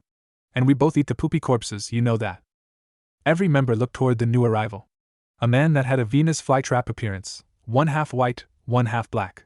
The white half had a carefree look on his face with yellow pupils and a mouth. The black half with a serious aura to him, yellow eyes the only thing that stood out in his face. The creature was Zetsu, personal spy to the Akatsuki. This is the person behind the scenes who is manipulating everyone there, Naruto said, gathering their attention. He scowled at Zetsu. He's working as a spy for them while he's waiting so he can put his plans into motion. Why is there like two sides of him? Lucy asked, looking at the creature in her opinion in disgust. The white Zetsu is just a clone while the black Zetsu is the real villain. He's been patiently waiting for more than a millennium to revive his mother, Naruto said. Mother? Levi asked, intrigued. Story for another time. Kakashi stopped Naruto from rambling on as he urged the blonde-haired girl to read on. His student pouted for being stopped from telling them more. Zetsu, have you brought him? They are growing impatient, Pain said to the half-breed. They needed the core player to bring this all together. Yes, he is here. He said he wanted to get ready and make sure everything was set as we have this meeting. The two halves finished their explanation before turning to show a man with long black hair and a mask with a flame pattern. The members stared at the new player. Who was this man? And how had he gained the attention of the leader and spy? Hello, ladies and gentlemen, the masked man said in a rather deep voice. You all have helped prepare the new plans for our goal. You all seem impatient with the idea of changes. So I think you should hear our plans for the future. Kakashi frowned, seeing the masked man who they had discovered was Obito. Seems like in that other dimension the same thing happened and Obito was driven into darkness once again. That's him, Naruto pointed out towards the masked man. He's the leader, but he's also being manipulated at the same time by Black Zetsu. How can they even manipulate such strong individuals? Makarov asked with a perpetual frown on his face. By using his pain and sadness to his advantage, Naruto answered with a sad tone. He had a lot of bad stuff happen to him, which made him vulnerable, and that was used to persuade him, he said, clenching his fist at the thought. They frowned, hearing that someone who had suffered was just being used and not getting any help to cope with his problems. Hunter. Naruto sat up against the wall of his cell, his breathing steady and mind calm. Over the last 2 years, he had grown more accustomed to living in this damp cell. He no longer watched the world pass by his bars, but moved around and sat up after coming from assassinations. This new living had caused him to gain more life in his face. No longer did he appear dead at first sight. But even with these changes, his eyes were still empty. Some of the Umbu, he finally knew their name, noticed the changes and tried to break him again. But he only ignored their words and actions. And after a while, they just stopped showing up to hurt him. He was taller after turning 5. But he was still short for his age. And he no longer seemed malnourished, grabbing his food before it was ruined and eating what he could. He even noticed that there was more food than usual over the past year. Tsunade sighed heavily for the umpteenth time reading this story. At least it's getting a bit better, she said, while others nodded their heads reluctantly. What had caused all these changes were the meetings with the creature in his stomach. Over the last 2 years, Kyuubi still did not like him but had warmed up. He gave him teachings on ways to live and how people act. He was even helping him learn to speak correctly. Mira gushed once again. I think other Kurama likes your counterpart, but is too prideful to admit it, she said while giggling at the cute friendship of Kurama and Naruto. Naruto laughed along with her. I know, right? He's always like that. Kurama just grumbled about brats and vixens not knowing anything and spouting nonsense, making Naruto laugh even louder. As he walked through his sewer, he saw the customary bars that held the fox. He tried to take the seal off the bars to open the cage, but every time he came close he would stop. Like something horrible would happen if he did. He walked up to the sleeping fox and yelled the greeting he taught him. Fuck off, Kyuubi, he said with a slight smile. The fox opened his eyes and looked at the boy with contempt. Naruto guffawed after that, with others being a bit startled by his behavior, but he paid them no mind as he was rolling on the floor laughing at the situation. I told you it wouldn't last long, Kurama, he mentally said towards his partner, who growled from all of the disrespect. All you stupid brats are the same, he said while Naruto just kept laughing at him. Seeing everyone look at him weirdly except for the ninjas, he decided to explain. It's just that Kurama was saying that my counterpart at least respects me while I don't, and seeing my counterpart say that was just too much, he said before going back laughing while the guild understood and smiled at the boy. Makarov shook his head in amusement seeing him antagonize someone who can easily destroy mountains. But not all were amused at the situation as a red-haired knight frowned. She stood up from her seat and made her way towards a laughing blonde who had no idea what was coming towards him. She took a hold of his cheeks and pinched them with Naruto, letting out owls. Naruto, that is not how you treat someone who is helping you so much, she said in a stern voice. But he said, trying to argue before his mouth automatically shut, seeing the menacing glare he received from her, making him shiver and stop his argument. She glared at him. Did you understand me, Naruto? She asked with a sweet tone while Naruto gulped and meekly nodded his head, muttering a yes ma'am. Her glare instantly vanished as she sat him down and patted his head. She nodded to herself, proud of getting the blonde under control. The others were just looking at the scene with blinking eyes, not wanting to get in the path of Urza. Natsu and Gray were snickering while Naruto glared at them for laughing at him. Kakashi gulped and cursed profusely inside his mind, seeing the satisfied, smiling redhead next to his student, and this just gave him another reason to not take out his book in fear of what she would do to him. He shivered seeing an image of Kushina behind her. Tsunade looked on in amusement, being reminded of another blonde and redhead duo, with the redhead disciplining the blonde. What the hell did I tell you, boy? That is not how you address me. Sorry, Kyuubi, but every time I talk to you, you yelled that at me. I thought that was how we greet, the boy said with no change in his facial expression. He had caused the Titanic fox to sweat drop. Yes, well, I am the great Kyuubi. You are just a foolish shit that bothers me every day. The fox raised to its feet and begun to shrink. He was smaller than his usual frame, but still larger than most of the Umbu. The Kyuubi had discovered that it was easier to just change its size than it was to keep pressing its face to the ground. Plus, it would make it easier to teach the child if it didn't have to try and find him in his shadow.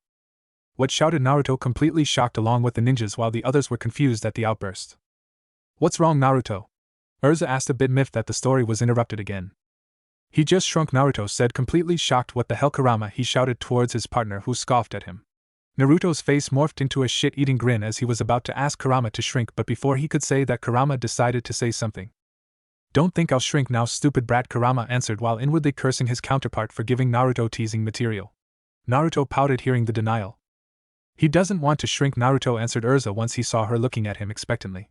Naruto slumped down in his seat, while everyone's sweat dropped seeing his sour mood after the denial. "What are we doing today? Are we continuing with the paper that goes boom and stuff?" the boy said with a tilted head. The fox was teaching him to create paper that exploded, saying that it would be useful for their escape. "Time for a prison break," Gajeel said with a grin on his face. Natsu and Naruto grinned along with him and voiced out together, "Hell yeah." All three of them were sporting similar grins and eyes that shone with excitement. The others looked on in amusement at the sight before going back to reading. "Yes, it is time for you to make one as a test." The QB smirked at the idea of freedom from another cell. Once this boy had escaped, he would force him to unlock the seal. Every time the boy would try, the control seal placed by the insolent old human would warn him not to. So once they were in the clear, he would scare the child into it and be freed. Maybe when he was out, he would eat the boy. That would be a treat. "What the hell?" Naruto shouted towards Kurama, who chuckled before answering. "I don't know, Naruto, I think my counterpart has the right idea." His amusement was increased when Naruto looked absolutely aghast. On the outside, Naruto opened his eyes and took a piece of his rag off. Then he bit his thumb and blood dripped out. He followed the fox's direction and made runes on the cloth. He had made many attempts at making the right symbols correctly, but had difficulties getting kanji right. And taking so many attempts, he lost a lot of blood and passed out. When he awoke, the fox had just said, "Moron, that was a fun day. Making the precise kanji and lines on the rag. If he could add the chakra right, then it would be a bomb at his wish." "So that's how Fuinjutsu works," Levi mused in awe, watching how Naruto managed to create a bomb. "It does seem similar to your magic," Lucy remarked, looking at her friend, who nodded her head. Levi then looked at the ninjas with a pleading look. "Can you guys show me more, please?" she asked, the pleading look still on her face making it difficult for them to refuse the girl. Tsunade shook her head and looked at her with a small smile. "When everything is done, we might show you some more," she said, and chuckled when the girl just pouted at her. When he was finished, he held the rag in front of him. The cloth drenched in dark red, all it needed was the chakra. Kyuubi had taught him how to bring out chakra over the sessions they had. He also said that in all his lifetime, he had never seen someone so bad at working chakra. Naruto did not know what he meant when he said that, so he thought it was a compliment. Poor kid. Gray smirked as he looked at his rival, who was laughing at Naruto while the blonde scowled at him. "It looks like there is a bigger idiot than you out there, flame brain," he taunted him. "Hey!" Two shouts of anger rang out from Naruto and Natsu while Gray's smirk widened and the blue-haired girl swooned seeing her crush's cool behavior. Natsu and Naruto were both about to go and give him a piece of their mind before they stopped and sat down quickly when they saw the glare from the red-haired girl.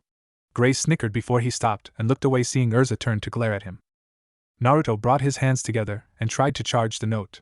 If he could place some chakra into it, then it could be used as a bomb later on.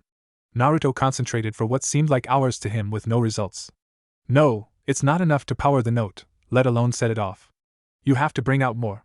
Keep the flow steady and strong." Naruto gritted his teeth and pulled out as much power as he could. It seemed hopeless until he felt a warm sensation move through his body and to his hands. He opened his eyes and saw the rag move. Naruto was so excited, he kept pouring as much chakra as he could. The QB smirked from inside his cage. "Heh, almost there. If he can keep enough of these hidden, then it will be time for us to break free." The fox then thought of what he would do. He would bite off the heads of the council first. Then he would set off a Baijidama at the center of the village.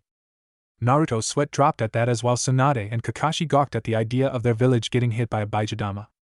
"I'm guessing that a Baijidama is not a good thing at all, isn't it?" Mira half questioned, half stated. Kakashi chuckled nervously. "No," he said, shaking his head, "a Baijidama is not something good at all."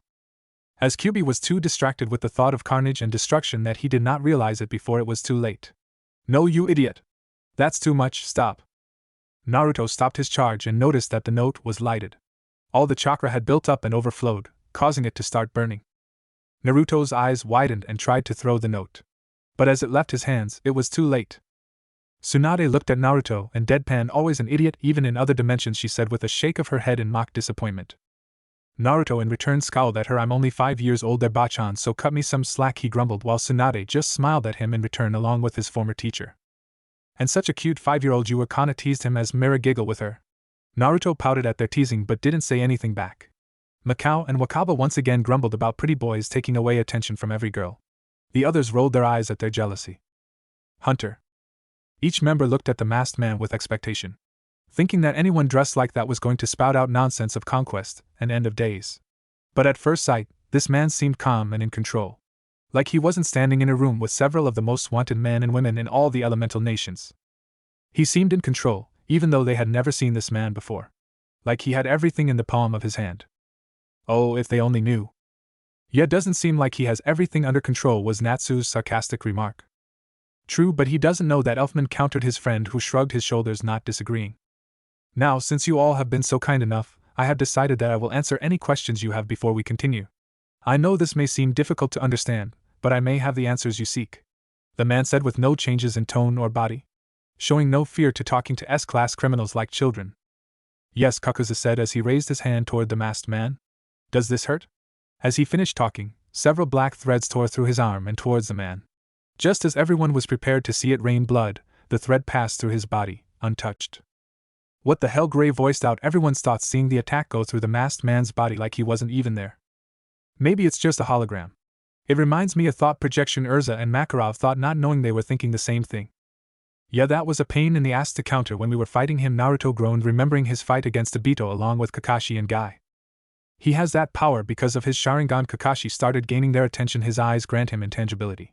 When someone tries to touch his body, it travels into a pocket dimension, thus making him untouchable, and stuff goes through him, he explained as they were all listening. Why the hell can an eye give you so much power? Natsu complained while the others nodded their heads in agreement, even the shinobi knowing how much stronger the Sharingan is. Everyone's eyes but Pain's and Conan's widened in surprise. This man was not a hologram sent from a disclosed site. Nor was it a bunshin, because it didn't implode on contact. Whatever this man was, attacks didn't work. The masked man wiped a speck of imaginary dust off his clothes. Okay, now that we have passed formalities, I can start. We won't have any more problems, will we? The fully masked man asked the semi-masked man. Kakuzu nodded his head in agreement. He was ready to kill this strange man who seemed like he was superior. But Kakuzu was truly surprised by the man's actions. Even Hashirama Senju did not have a technique like that.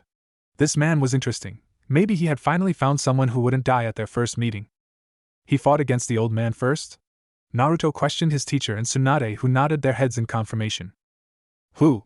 Natsu asked, confused. Lucy sighed in exasperation before addressing the pink-haired mage. Natsu. Hashirama-san was the one who traveled to Fiori with his daughter, she answered as the Natsu remembered that bit. Oh yeah, he said, nodding his head as the other's sweat dropped at him.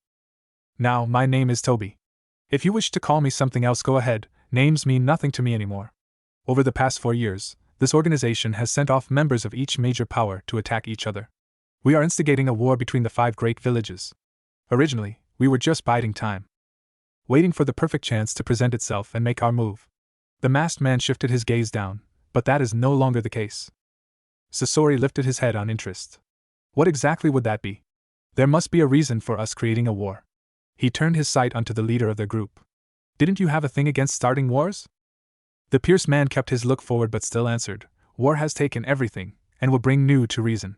With the end of this next war, will be the beginning of a world of peace.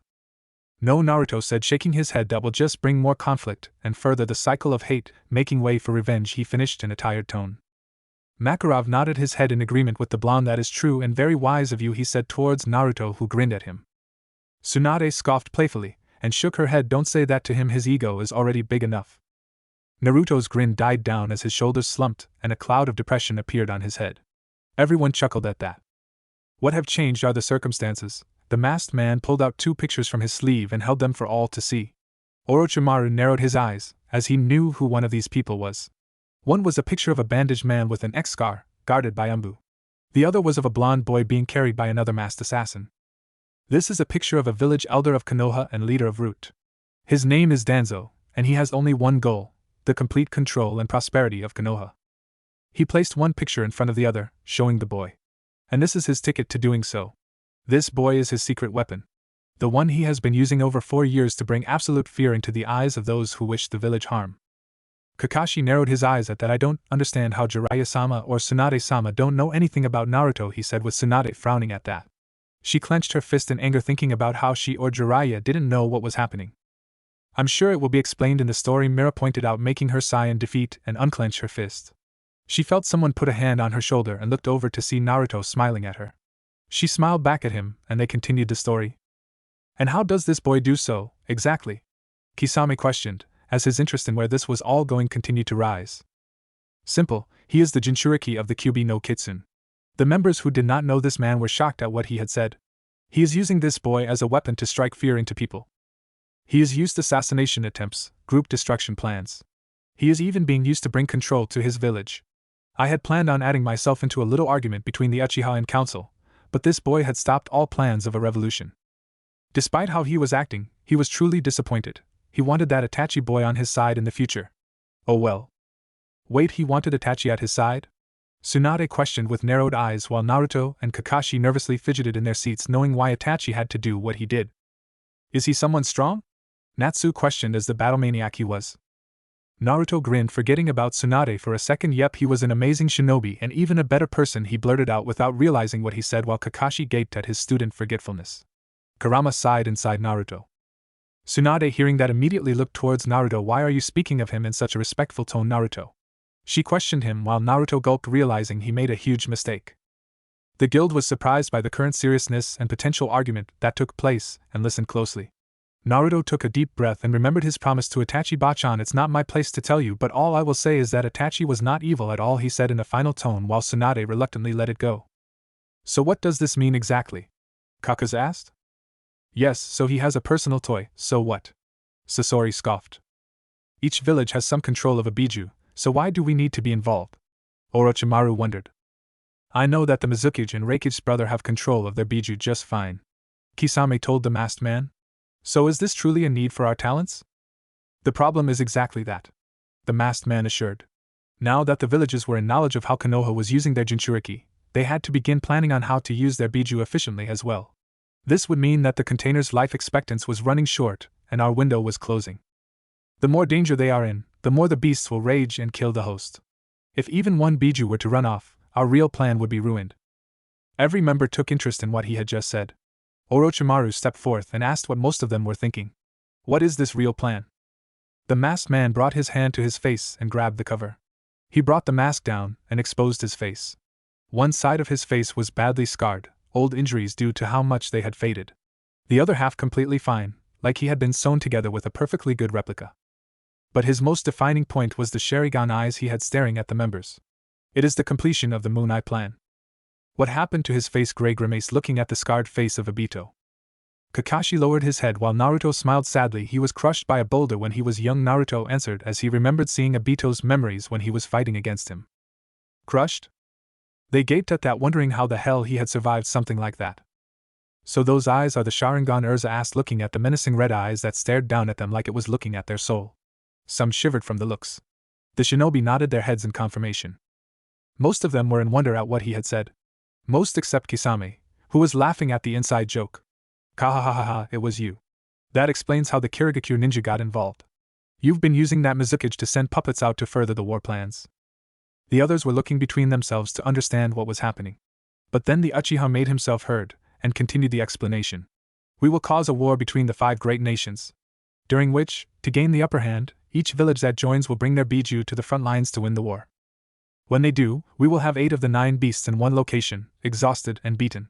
He knew that none of the villages would pass up the chance to use their ultimate weapons to gain control of the state of war. The other members continued to listen, the pieces of the plan coming together in their heads. With all 5 nations crumbled, we will have no one standing in our way.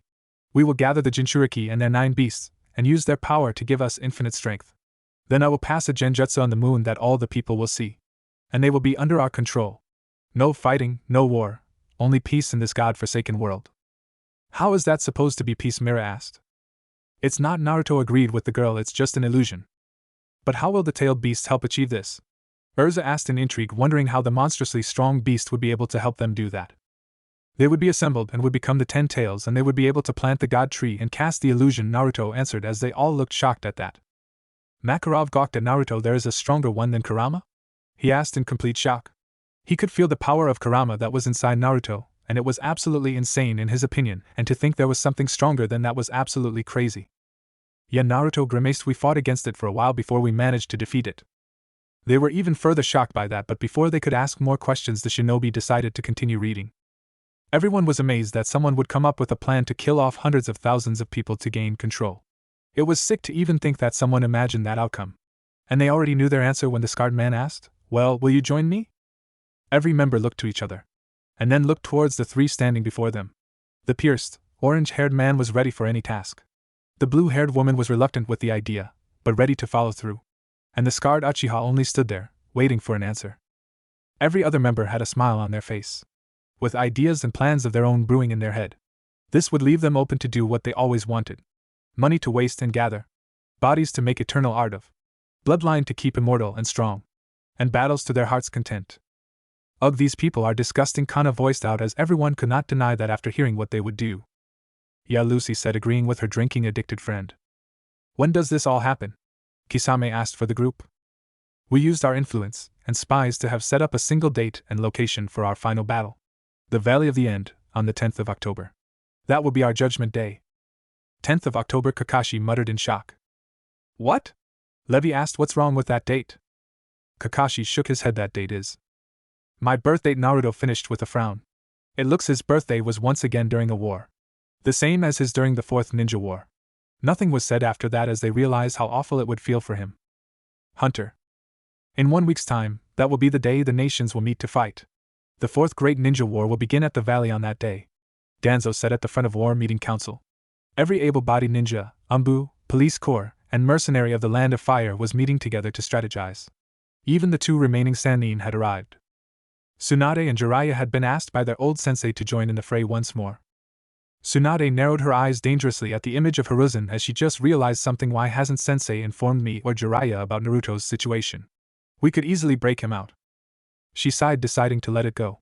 No use in worrying about it, seeing as she could do nothing now, and they had a lot more of the book left to read. He had taken charge of the situation due to Hiruzen's inability to adapt to the consequences of war. The villages had declared war on each other after several years of infighting and accusations. Usually this would not be enough to start a war, but members of each village were being killed and sent back in pieces. It was their own way of insulting each other for their failed attempts. But that was not all.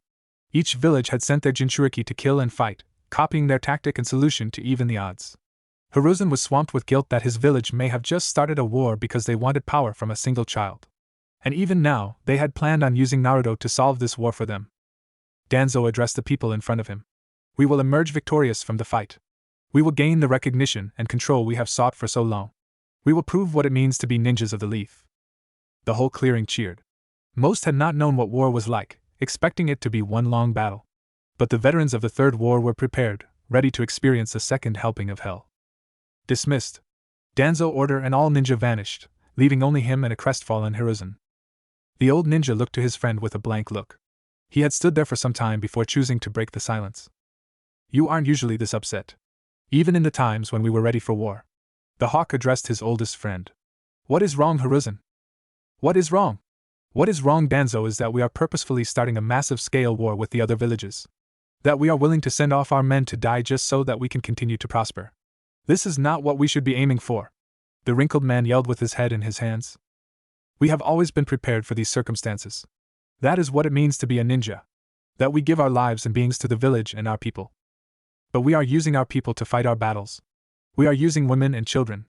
We have a child on the front lines leading this fight, god damn it. And that child is a proud member of this village. His parents and ancestors fought for what is right. I just tried to continue the path early. You used him for your own gains, Danzo. Hiruzen looked into his friend's eyes. Don't bring Minato-kun's and Kushina-kun's heritage into the argument. They are not a reason to send a boy to die on the battlefield as he turns 6. Were your parents important people? Juvia asked the blonde-haired ninja politely. Yeah, my dad was the 4th Hokage, he said softly, shocking them with that info. My mother was a powerful kunoichi and the former jinchuriki of Kurama. So your mom was the former jinchuriki and your dad was the leader of the village, Levi asked. Upon Naruto's nod, she shook her head in disdain. I can't believe anyone in the village allowed this to happen. You're basically royalty. Naruto blinked at that before grinning. I never thought about that, he said before looking at Tsunade and Kakashi. I'm basically a prince. Ha! Take that, Sasuke, he said triumphantly, making them sweat drop. If this meant so much to you, Hiruzen, you would have stopped me when I took him 4 years ago. You didn't because you knew my cause was right, even if the execution was wrong. We both want the same thing. We are just willing to take different paths to reach the goal. Hiruzen sat down and breathed in. He looked into the emptiness, just thinking of what to do. My grandson has started to try and walk on his own feet. Hiruzen changed the subject of the argument. He keeps falling down but tries again as soon as he can. Danzo walked by him. Konohamaru-kun seems like he will make a strong ninja someday. The old man tried to reassure his friend. Hiruzen had a sad smile on his face. I can't help but think that maybe I can help this child better than I did for Naruto-kun. So I have decided that after this war, I will resign as the current Hokage in power. Danzo looked at his friend in mild surprise. He had loved the Hokage job more than anything else he had ever done. Makarov sighed. It seems like all the stress of the job got to him, and he realized that he is too old for everything. He explained towards everyone who was saying he shouldn't. Tsunade grumbled, crossing her arms, accentuating her bust and attracting Makarov's, Wakaba's and Mikao's gaze. That old man will probably choose me again, she complained. Come on, Bachan, it's not that bad, Naruto said with a smile. Tsunade merely huffed and looked away. She disagreed because of all the paperwork she got. She only wanted the position so she could pass it on to Naruto. I can't help but think I will never lead that boy, guiding him as an authority. Because every time I see myself, I see a shell of my former self. And I can't look at that anymore. Danzo nodded his head, understanding that this was a choice already made, not a decision that could change. Then a root Umbu appeared before Danzo, kneeling. Danzo-sama, the armored man said in a rushed tone. You need to come quickly. We believe that the demon child tried to escape. Danzo stared at the kneeling man, and then turned his head to his old friend. The Sannin could not do anything, knowing he had no power at this point to change anything. Danzo turned back and nodded his head, vanishing along with the Umbu, leaving Hiruzen Sarutobi to pray for the child's safety. Hunter. When Danzo entered the narrow hallway, he saw that many of his men had gathered around a single blown cellway. Danzo made his presence known, causing every Umbu member to stand at attention and let their leader through. When he arrived at the front, he found Naruto lying on the ground, simmering. He placed his foot under the boy's chest and flipped him over. His chest was badly burnt and his fingertips missing. His arms were close to charcoal black. The boy had passed out from shock and pain, so he placed his hand up and worked the seal. Your healing ability is really remarkable, Kid Mikao complimented. Even after that explosion you didn't get that injured and it looks like you're still healing. Yeah, I'm really thankful for it, he grinned at the older man. Kurama is amazing. Naruto's body then jerked in pain as he woke up. He stopped and breathed in heavy breaths. He readjusted himself so he had his back on the wall facing Danzo. Naruto-kun, what are you doing, causing an explosion like this? He asked the boy in a low tone, already guessing the answer. For the first time, the men around him heard the boy say something other than screams of pain. I was making a bomb to get out. He lifted his head to look at the bandaged elder. It was an escape. Escape attempt? Yeah, that. Naruto answered for the bandaged man who helped him finish his sentence. Even with Kyubi's help, he had a hard time learning some words. Speaking of Kyubi, he was making a glare at the man that could not see him. This human was talking down to him, even if not directly. Kurama was currently doing the same thing as his counterpart, while Naruto glared at the people who were laughing at his mistake. You guys are against me, he grumbled with a pout on his face. Urza chuckled. You have to admit, Naruto, that was a bit funny, she said with a smile. It reminded her of the days she taught Natsu how to read. Humph, Naruto huffed but couldn't stop the smile forming on his face, making Urza smile wider seeing that. Kurama inside Naruto stopped his glaring at Danzo when he saw the interaction between and smirked, already figuring out that Naruto seemed like the red-haired vixen but didn't realize it. Dense idiot, he mused. He chuckled darkly, startling Naruto, but didn't respond to him as he was too busy thinking about the teasing material. Naruto-kun, when you escape from here, where will you go? He asked the little charred blonde boy. He tilted his head as his answer. Neither he nor Kyubi had thought that far. Well, he didn't know for certain about Kyubi. You have nowhere to go if you left. You would be wanted by this village and every other village. You have become an international criminal, hunted by each nation. And you have no family, friends, or precious people to call your home. He lowered himself to the boy's eye level. Face it, if it was not for me, you would not even have a reason to live. You would just be a lifeless child, with a demon inside of you. Shunned and hated by all that see you, no one to go to. That is a far worse experience than death, let alone this. Urza gritted her teeth in anger as the pain in her heart resurfaced once again. That bastard took everything from you and has the audacity to say that he is your reason to live, she snarled out, barely restraining herself from destroying the book from anger. They were surprised by her outburst except for the ones who knew about the tower, and how her freedom was taken, and they were used as nothing but slaves. Naruto furrowed his brows in confusion, but slowly put a hand on her shoulder, stopping her from trembling. Hey, don't worry, it'll get better, he said soothingly towards her. Urza looked at him for a second before averting her gaze and apologized for her outburst, but they waved it away as nothing. She smiled a fake smile at them, reassuring them except for the ones who were at the tower, Makarov and Naruto. He narrowed his eyes at that. He perfectly knew what that smile was. Hell, he had donned that smile for years, so it was easy to recognize one when he saw it. Deciding to put it off for later, he motioned for Lucy to continue reading. He stood back and walked a few feet away. So don't try to run again, because even if we treat you like this, we are the only ones who will acknowledge you. He then continued his walk and ordered the gathered men to disperse. Natsu scoffed at that as if he said Fairy Tail will be his home and he will have all of us acknowledge him as family. He crossed his arms while Happy voiced out his agreement along with the entire guild. Makarov nodded his head in pride because of what Natsu said. Naruto grinned at them. My counterpart is lucky to meet you guys, he said, just like me when I met all my precious people. An image of all his precious people came into his head. Kakashi and Tsunade smiled at him hearing that. I leave the cleanup to you, and the waterworks if they come. He addressed one Umbu in the crowd to stay, and then faded away in the darkness. The Umbu looked toward the wall to see the child with his eyes covered by his ragged hair. He walked up to the child and bent down before him, absently noticing that the burn marks and fingertips were fading back thanks to the fox. Hey, are you all right? He asked the child. The boy lifted his head to show sad eyes. The first real expression the boy had ever shown, and it was one of pain and sorrow. But no tears came from his eyes. No. He is right. I have nothing but this cell in life.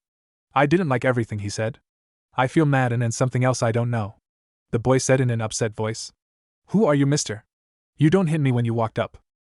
The Umbu unhooked his mask and showed Naruto his face. One tired eye, and the other scarred and red with figures in it. My name is Kakashi, Naruto. Kakashi Hatake. And I have been waiting to find a way out of this for you. Wait, what, you have a Sharingan? Elfman cried out in shock. Kakashi sighed but nodded his head nonetheless. I used to, he answered, confusing them. Used to? Yeah, I lost it not long ago. He didn't say anything after that, and no one else pried either. The boy tilted his head in curiosity. Me? Why, Kakashi-kan? He still couldn't get the hang of what Kigo was or how to use it. Getting it mixed up with his honorifics. Kyubi sighed. Tsunade looked at her favorite blonde. See that brat, she said, pointing towards the image. At least your other tries to treat people with respect. Naruto just waved off her comment. Whatever you say, Bachan. Tsunade growled at his disrespect as the others just laughed at the back and forth between them. Because I can't sit here anymore watching what is happening. Over the past 2 years, Kakashi was making his life easier to stand in the hellhole. He had stopped any route that thought of beating him up. And added extra helpings to his food so he didn't starve. The only reason he didn't escape with Naruto the first chance he got was because he was so heavily guarded there was no openings. That is, until the war started. If he could find a way to counter the control seal Danzo had on him, then he could free Naruto. He could let him live in a different country, not affected by the war. He owed his sensei that his son would at least live happily. Why do you care, Kakashi Denoma? Kakashi's sweat dropped. Naruto, I think your counterpart should stop trying to find a good suffix because it really doesn't suit you. Mera giggled, but he looked so cute when trying so hard to find a good suffix. She gushed towards the toddler Naruto, who had tilted his head a bit and had a confused expression. Naruto huffed and crossed his arms. He was not cute but handsome, damn it. Kakashi is just fine, Naruto. Don't hurt yourself with trying to find a good suffix. Kakashi said with a sweat drop down the back of his head. Well, why would you help me, Kakashi? Because I know you deserve more than this. The man said with a hint of empathy for the child. And I would do anything to help you live a better life than this. Thank you, Kakashi-sensei, Naruto said in gratitude in place of his counterpart. You don't need to say that, Naruto, Kakashi said, waving his hands in front of him. I'm just glad that I was able to at least help you a bit, and hopefully get you out. You did, Naruto grinned, making him blink, otherwise my counterpart wouldn't have met the guild, Naruto said, pointing towards the guild. Kakashi nodded and sighed in relief but also berated himself for missing something so simple. Naruto looked at the man in wonder. No one had ever shown worry or tried to help him. He felt a warm feeling in his chest, something he had never experienced before. Kyubi stared at the man through Naruto's eyes. My emotion field says that he isn't lying. He truly wants to help the boy. I feel like I have seen this man before. But you don't know me. That may be true, but I know that you can have a better life. And I will make sure the people I see precious to me love happily. Precious? What does that mean? It means that it is something you can't go on without. That you will do everything you can to make sure that it is safe. That is what precious people are. Naruto's eyes widened. He had never heard anyone say something like that to him. Naruto lowered his eyes so they could not be seen. So if you want to protect something, they are precious? Naruto slowly started grinning as he realized what his counterpart was going to say. He was proud of his counterpart for what he was going to do. He himself would have done the same. Yes. That is what it means. Kakashi lifted his face to look at Naruto, and was shocked at what he saw. The boy was smiling, For the first time in his whole life, that boy looked happy. His mouth in a wide grin and his eyes full of warmth. So, if I wanted to protect you, you would be precious to me? Then I'm not alone after all. Because there is someone else I want to help. Kakashi looked puzzled. Who? The boy brought his hand to his seal. I want to protect Kyuubi as well. Both Kyuubi's and Kakashi's eyes widened. He has helped me so much. I want to make sure he is happy as well. Kurama looked a bit shocked, but not that much by what Naruto had said. The kid was someone very good in his opinion. You are a really good person even after all that has happened to you, Makarov commented with a smile. Yet even if Kurama wasn't that nice, you still want to help him, Urza commented, her opinion of Naruto only getting higher. Of course, he's my friend, so I would do it any day of the week, Naruto answered in a firm tone. Everyone smiled at that. Even Kurama inside Naruto grinned. Kakashi looked at Naruto surprised, and then softened his eyes. This boy should be free. He took out a blanket and placed it on Naruto and patted his head, earning a smile from the young boy. He told him to get some sleep after a bad day. Kakashi rounded a corner and looked ahead of him. His eyes were blazing with determination. I will save Naruto from this life. So he can have a better chance. I promise on my ninja way. Hunter. Naruto settled in the ground and closed his eyes. When he woke up, he was in front of Kyuubi in his smaller form. Naruto walked up to Kyuubi and asked, What's wrong, Kyuubi? You seem sad. The boy asked in innocence. Kurama Naruto thought sadly, thinking about how his friend was imprisoned and wronged for so long. The fox lifted his head to look at the boy. His eyes appeared sorrowful, a far cry from his usual anger. Why would you say that? Huh? Naruto looked at him in curiosity. Why? What you said to the mask? Why would want to help me? His teeth flared and his eyes were full of anger. You have nothing to gain from helping me. So why are you lying? I don't think he is lying, Mira said softly. Naruto genuinely wanted to help and protect Kurama. Seeing those two reminds me of me and Igneel, Natsu said softly as some looked at him in sadness while the shinobi looked confused. We'll find him, Natsu happy reassured him as Natsu nodded at his friend. I'm not. The boy looked up at the large fox. You have helped me so much, so I want you to be happy as well. He then gave the fox a happy smile. You are someone I hold precious. And I want you to be happy as well. The fox looked down at the child. No one had given him a chance since the old man years ago. He thought that he was just going to have to let this cycle of moving from empty container to empty container go on forever. But maybe that wasn't the case. The fox turned around, no longer faxing the young boy. Leave. Now. Okay. The boy agreed and walked off. See you later, Kyuubi. Wait. The fox's voice broke the silence, causing the young child to stop and turn around. It's not Kyuubi. That was just something that I have come to agree to. Oh. Well, what is your name? Kurama. The little boy smiled and continued walking out. I like that. Okay, I will see you later, Kurama. The girls in the room gushed at the warm scene in front of them. The guys merely rolled their eyes but did smile. I knew it, Mira said with a soft smile, referring to Kurama liking Naruto. Kurama chuckled inside Naruto. It looks like you wooed another version of mine and Naruto, he said towards Naruto, who grinned in pride for himself. You really are someone special, Naruto, Kurama thought. Not only did you befriend every tailed beast here, but you also managed to befriend me in another dimension. He smirked. It looks like the old man chose really well. The fox just stared off into the darkness of his cell. Maybe it was time to try and make up for some sins. He would never be truly cleared, but he could try. He looked at his hands and started to practice seals. His upper body was closely similar to human bodies, and that allowed him to make seals.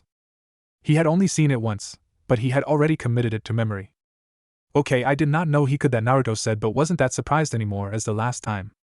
Yes, me too, but I wonder which jutsu he was practicing, Kakashi wondered, narrowing his eyes. You guys don't know? Kana asked, looking at the three shinobi who shook their heads. But Tsunade had a feeling that she should have seen those hand signs somewhere. Kurama was silent, already knowing what jutsu his counterpart was going to use. Hunter. Is it supposed to be this terrifying? I knew it was scary just being in the village during the last war. I thought that it would be easier with everyone together. A young man in a newly made umbu uniform said to the older ninja next to him. He was experienced and strong, but still had the feeling of war wash over him. It is alright, Itachi-kun. Our youth will allow us to weather any storm or fear, as long as we head into the blazing sunlight. Haha. This man had a bowl-shaped haircut and huge eyebrows. Beneath his flak jacket was a green spandex jumpsuit. Oh God, Urza cried out, absolutely horrified. Why is he even wearing something like that? She shivered. This man reminded her way too much of Ichiya. What do you mean? Effelman countered in favor of Guy. He looks very manly. They were even more horrified with what came out of the mouth of Elfman. Mira, deciding to save everyone in the guild, quickly sprang into action. You will never ever wear something like that, do you understand me? What but? Did you understand me? She repeated with her hands on her hips, looking at him sternly like a mother. He nodded his head and slumped down on his seat. A new man walked up to them in the massive march of soldiers to the battlefield. He was rough-looking, with a shaggy beard and cigarette in his mouth. Guy, stop freaking out, the new meat. I don't think youth will be able to help out in this situation, he said as he brought a light to his cigarette. As he set to drag, a delicate hand grabbed the stick and threw it away. Asuma, if you are so worried about the war, stop smoking and buck up. All that time at the capital with the daimyo must have made you soft. The woman in question was a beautiful, black-haired woman, with blood-red eyes with an additional ring in them. She wore makeup and wore the standard flak jacket. She didn't usually wear this outfit, but due to the war march, she had to wear this as the battle started. Urza crossed her arms and nodded her head in agreement. She knows what she's doing. Indeed, Tsunade said, agreeing. Ah, come on, Kurenai. That's just mean. Kurenai-san, is this the time for us to be fooling around? Itachi asked the experienced ninja about what to do. No, but this might be the only time we have to stay calm. So enjoy it while you can. A new man made himself heard by the younger group. They all turned to see two people walking by them. One was a tall, aged man with long, spiky white hair. Down his face were 2 red lines from his eyes, and a wart on his nose. He wore the forehead protector of the leaf, but in a green kimono and red Hiori. Hiruzen and Naruto muttered with a sad voice, seeing his godfather again. Why are you calling him that? Natsu asked. Naruto snorted. It's because he is, in his own words, a super pervert, and also the one who trained me for years, he said with a proud voice. Urza narrowed her eyes, hearing that he did not corrupt you, did he? She asked with a dangerous tone, making Naruto gulp. He decided to choose words carefully. Nope, not at all, he didn't, he said, waving his arms. The redhead was satisfied with the answer. Tsunade chuckled, seeing the look on Naruto's face, while Kakashi just looked amused, seeing a similar scene between Minato and Kushina. Alongside him was a shorter woman with straight, blonde hair. She had a purple rhombus shape on forehead, her protector hanging around her neck. She wore the standard uniform with flak jacket, her well-endowed chest pushing the jacket up. Looks like you finally arrived, Tsunade-san, Lucy said, smiling a bit at the busta woman, while most guys' gaze went to her chest on the image, before quickly looking away, seeing the lingering eyes of Tsunade and Urza. Yes, seems like me and Jiraiya will finally be meeting, Naruto, Tsunade said as they quickly asked Lucy to read on. Next to her was a young woman with long black hair and black eyes. She as well was dressed in the standard uniform, although her sleeves appeared several sizes too big.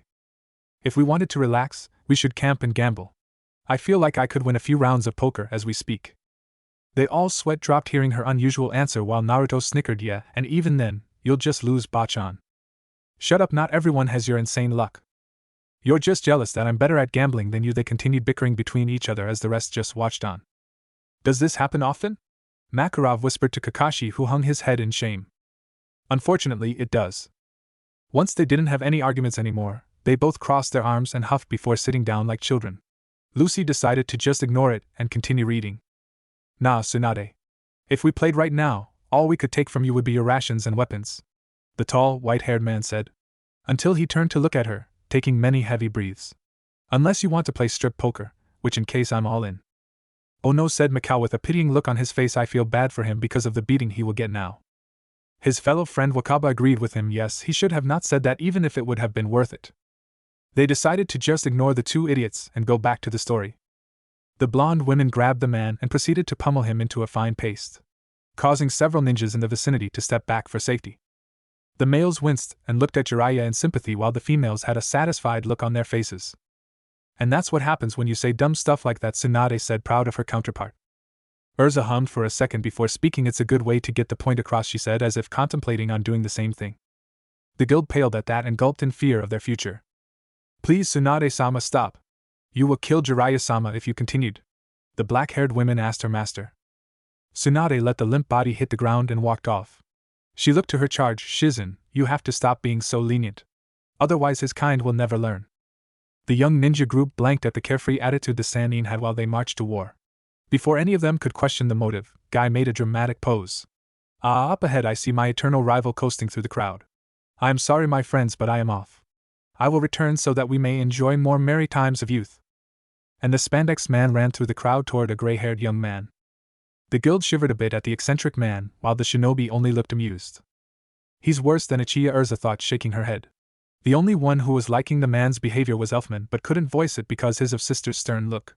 Kakashi was beyond amused seeing the reactions they had towards Guy. The group left behind could only sweat drop at the man's eccentric behavior. Asuma looked toward the older ninja, ready to ask a question plaguing his mind. Hey, does this seem right? I mean, we are going to war and we aren't even trying to have negotiations. This isn't like the old man. He referenced to the aged Hokage that was at the front of the march. Dressed in his black war gear, he appeared as he did when he was ready to fight a strong opponent. Alongside him, Danzo walking at a steady pace with cane in hand. That's because it isn't the old man's decision, Natsu said. Gray snickered. You do know you're talking to a book, right, idiot? He asked mockingly and got a growl in return from the pink-haired mage. Following the leaders of the Konoha army were several umbu carrying a sealed crate, making sure that it was safe until their arrival. A crate? Kakashi frowned. Naruto is probably trapped in that crate before they open it when the fighting starts, he said in sad tone. He was a bit disappointed with himself for not being able to sneak out Naruto before the fighting started. They're really going to use a 6-year-old Naruto to fight in the front lines? Mira asked, horrified for the young blonde. It looks like it was Makarov's sad reply. He just hoped the kid could get to the guild real soon. He knew that Naruto would end up in Fairy Tail, otherwise they wouldn't have been transported here, but he didn't know when his torture would be over. Yeah, actually, you're right. Jiraiya agreed with the young Sarutobi. Gigi is usually so upbeat, but when he asked us to come, he sounded angry and regretful. Like he was forced into this decision. You don't think Danzo had something to do with Sensei acting like this, do you? Tsunade questioned her old friend. Guess that right, Kana said with a smirk. Unfortunately, I think my counterpart will just dismiss it, Tsunade answered in return with a frown. Well, they never have been on good terms. Only someone like him could cause Hokage-sama to act like that. Shizen added her 2 cents to the conversation. But how does he plan for us to fight in this war? We may have a great military power, but it is foolish to fight against villages that bring their biju into the fray, Kurenai said with a hint of worry laced in her voice. Over the years, Father has told me that many of Konoha's enemies are taken care of before they start. All the older ninja looked at the newly promoted Uchiha. That he has been using some kind of weapon to place himself as a figure of power. Itachi looked between all the Uchiha, Hyuga, and normal ninja in the march. A weapon that even our village has come to fear. Wait, so no one knows anything about Naruto and his situation? Gray half asked and half stated. Lucy nodded her head as she read ahead a bit. Yes, it also explains why Tsunade-san and Jiraiya-san don't know about Naruto's situation. Tsunade frowned. To think Sensei would keep this from us, she said in a disappointed tone. Sensei? The third Hokage, she answered with them making an O expression, understanding that he was their teacher. Do you think that crate they have with them is that weapon? I don't know, Jiraiya-sama, but whatever is in that crate has given them confidence to take on every power in the world. Hunter. Guy ran through the crowd, weaving through the soldiers preparing for war, toward his target. He jumped on the air and landed next to a young gray-haired individual. Kakashi, it is so good to see my rival after so long. With your status now in the Umbu, I have searched for a new rival to challenge as the sun rises. But none I meet can compare to your grace and tenacity. He finished his speech with a cheesy grin and a thumb up. Kakashi continued forward, causing Guy to wonder what had happened to his rival. When Kakashi lifted his head to address the lively man. Guy, this war will not be pretty. We will be using our best moves and skills from the get-go. And I am sure that it will not end well for me in the long run. What do you mean, Kakashi? Guy questioned the strange look his old friend had. I mean that there is something I have to do in the middle of the battle. And when I am done, I will probably be seen as a traitor and criminal. Guy's eyes widened at the lax tone Kakashi used to describe the situation. That's true, Tsunade said, frowning once again. You will be labeled a traitor and would be executed if you're found or captured. Damn, that's brutal, Natsu said with a grimace. Makarov shook his head in disdain. It's always the same with every council, he said with a bit of venom in his voice when saying the word council. No matter where, they are always corrupt. Tsunade wholeheartedly agreed with that statement. She did not like the council any bit. She was glad that she was no longer the Hokage and didn't have to deal with those fools anymore. Then don't do it. Whatever it is, there must be another solution. Guy tried to reason. There are a lot of ideas I ran through my head to keep me safe, Kakashi replied with a low tone to his voice. He then looked ahead as the valley came into view. But this isn't about me, this about saving someone else. You know, Levi started out. We never got to know why you want to go so far for Naruto, she asked curiously. Kakashi hummed for a second as the book had mentioned his father was my sensei, but not only that, he was also a father figure for me because my father died when I was young. That makes Naruto someone very precious to me, he finished with an eye smile. Naruto grinned at his teacher while the rest looked between the two and smiled before going back to reading. What do you mean someone else? When the battle starts, you will understand what I have to do, Kakashi replied to his old rival. Kakashi kept the determined look as he thought of the results. He would be free after his 6th birthday. And he kept that thought as he came to a halt. The entire army stopped as they had come to Hashirama's head. They had arrived at the battlefield. And so had the other armies. This reminds me a bit of our war against Phantom Lord Elfman said. You guys have been in a war? Naruto questioned curiously. Makarov shook his head. It was just a fight against another guild. It's not comparable to what we're seeing here, he answered. Hunter. Directly across from the Konoha army was the Kumo army. A massive dark-skinned man stood in front of his soldiers. He had white hair combed back with a small beard and detached mustache. He wore an open, white haori that showed off an extremely muscular body, made for harsh fighting. Around his neck was a curved, 4-point hat with the kanji for lightning. On both his forearms were gold brackets that went to the joints. Elfman looked at him appraisingly. He looks very manly. Mira sighed at her brother's obsession with manliness. Lucy observed the image before looking at the shinobi. Doesn't the gold brackets slow him down or bother him at all? Naruto shook his head. No, he's actually as fast as lightning, he said as they looked at him in surprise. As fast as lightning? Yup, Naruto said before he smirked a bit cockily, but I'm faster. Jet perked up at that, looked a bit excited. How fast exactly? He asked. Naruto grinned widely and crossed his arms. Don't blink was all he said before he vanished in a yellow flash. Tsunade gasped in complete shock seeing the Hiruzen being utilized by Naruto. Looking around, she found him next to a relaxed Kakashi. The guild didn't even see him move and just saw a yellow flash before they couldn't see him anymore. Naruto. Tsunade stayed still in shock. When did you learn the Hiruzen? She asked. Kakashi-sensei helped me along with Genma, Naruto said, grinning before he flashed back to his seat next to Urza. The guild looked at him in complete awe seeing such an amazing move. Yash! The giant man yelled in a grand voice. He turned around to address his forces, men and women dressed in black shirts and white flak jackets over the left shoulder. All right, men, these fools have underestimated. They have sent us bits and pieces of our men back to us. They have killed our comrades and insulted our people. Tried to break our village and take our secrets. But no more. He raised his arm in a closed fist. Now we show them who is the strongest. Hi! The army cheered with fist raised. One man in the crowd did not raise to the air but scratched his head. He was dark-skinned, with a bulbous nose and blonde hair that covered his left eye. With a short sword on his back, and the characters for water and lightning on his shoulders. He yawned and addressed the group around him. He looks like a lazy guy, Mira commented, not knowing how right she was. Naruto shrugged as he did not know Darui that well, so he couldn't confirm it. Man, I don't know how he does it. Our special ops troops, Yujito-san and B-san, go on a boat to avoid detection. He leads us through the tress hundreds of miles to the designation. And he still has so much energy. He complained to his blonde partner beside him. They sweat dropped at his lazy attitude. You were right, said Urza, looking at her friend who giggled a bit. Naruto inwardly scoffed. If that's what they call lazy, then I don't even know what they would think of Shikamaru, he thought with a snicker, thinking about the lazy Nara. Probably watching clouds right now, he mused. Somewhere in the Naruto world, Shikamaru suddenly sneezed. Troublesome, he muttered before going back to watching clouds. Well, this war is something we have been preparing for weeks. C explained to Darui. He had to make sure that he can motivate all of us. This war depends on him. C then quirked an eyebrow. Well, him and those two. Beside the massive wreckage were a man and woman on each side. On his right, a woman with long blonde hair. A forehead protector partially hidden by her hair. Wearing a short-sleeved black and purple blouse and black pants. I have to say, this is very nerve-wracking. But I plan to show these other villages how Kumo Jinchuriki do it. Right, B?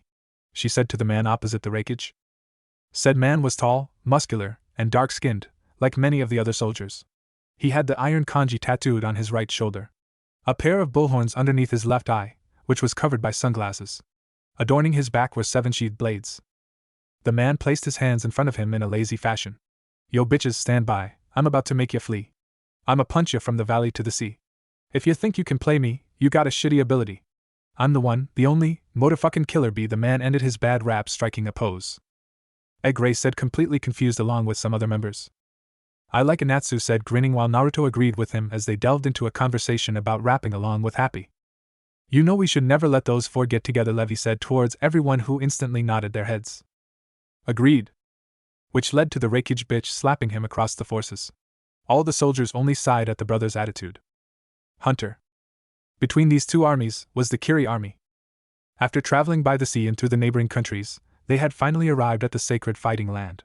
When they arrived, they had seen that the land was smaller than they first thought. It then became evident that this was the starting point, but the adjacent lands were all in the crossfire. At the front of the army was Gaara, the fourth Mizukage. On his back was a large staff with uneven flower petals and a hook at the end. Behind him were his forces wearing black pant and shirts, and gray flak jackets. He looks so young and he is the leader, Makarov said, looking intrigued while Natsu jumped up from his seat. If he is a leader at such a young age, why can't I become the master? GG, Natsu questioned, as if it was the most obvious thing in the world. Makarov deadpanned at him. Natsu, I'm not even gonna try to answer that, so just sit down. Natsu scowled before huffing like a child and sat down. Tsunade and Kakashi looked at Makarov in understanding, as they had to deal with Naruto. Naruto for some reason felt like he should prank Kakashi and Tsunade. Shrugging, he decided to file it away for later. Out of the forces walked up a beautiful, auburn-haired woman, her face framed by two bangs. She went to the Mizukage to grab his attention. Mizukage-sama, all of our forces are ready to fight. This time Makarov and Wakaba kept their mouths shut as they could feel Tsunade and Urza's gaze on them, watching them like a hawk for any comment. Good, the young-looking man said over his shoulder, that will be all. Join the rest in the wait. The slender woman nodded her head and began the trek next to a man with an eye patch. She stopped and regarded the mage once more. Mizukage-sama, are you sure this is the correct course to take? Our military power isn't even close to adequate enough to fight this battle. They don't even know that he's being controlled by that masked man, do they? Nope, they don't have any clue. We will stand in this battle, Gaara said without any hesitation. But without the seven swordmen, we don't have enough power to fight back. Even with 2 Biju, our forces will be slaughtered. Terumi, he said with a powerful tone, causing the women to stop her questioning. He turned around to look at her. This is a fight we will stand in. We may not have the numbers, but our forces have more than enough strength to make up for it. You are dismissed. The woman bowed her head before she heard one last command. Send up the other, would you? We need our main forces here. Moments later, a young man joined Gaara on his perch. He wore the standard outfit of Kiri, but had long brown hair that covered his left eye. He walked up to the Mizukage and asked, Do you think we will survive this fight? We will, Gaara assured. We will show the world why our village is called the Bloody Mist. Yeah, that doesn't sound good at all, Gray deadpanned, with everyone agreeing. Even the shinobi, as they thought that Kiri took it too far. Unbeknownst to the rest of the army, as Gaara looked forward, the image of a Sharingan shadowed over his eyes. Hunter.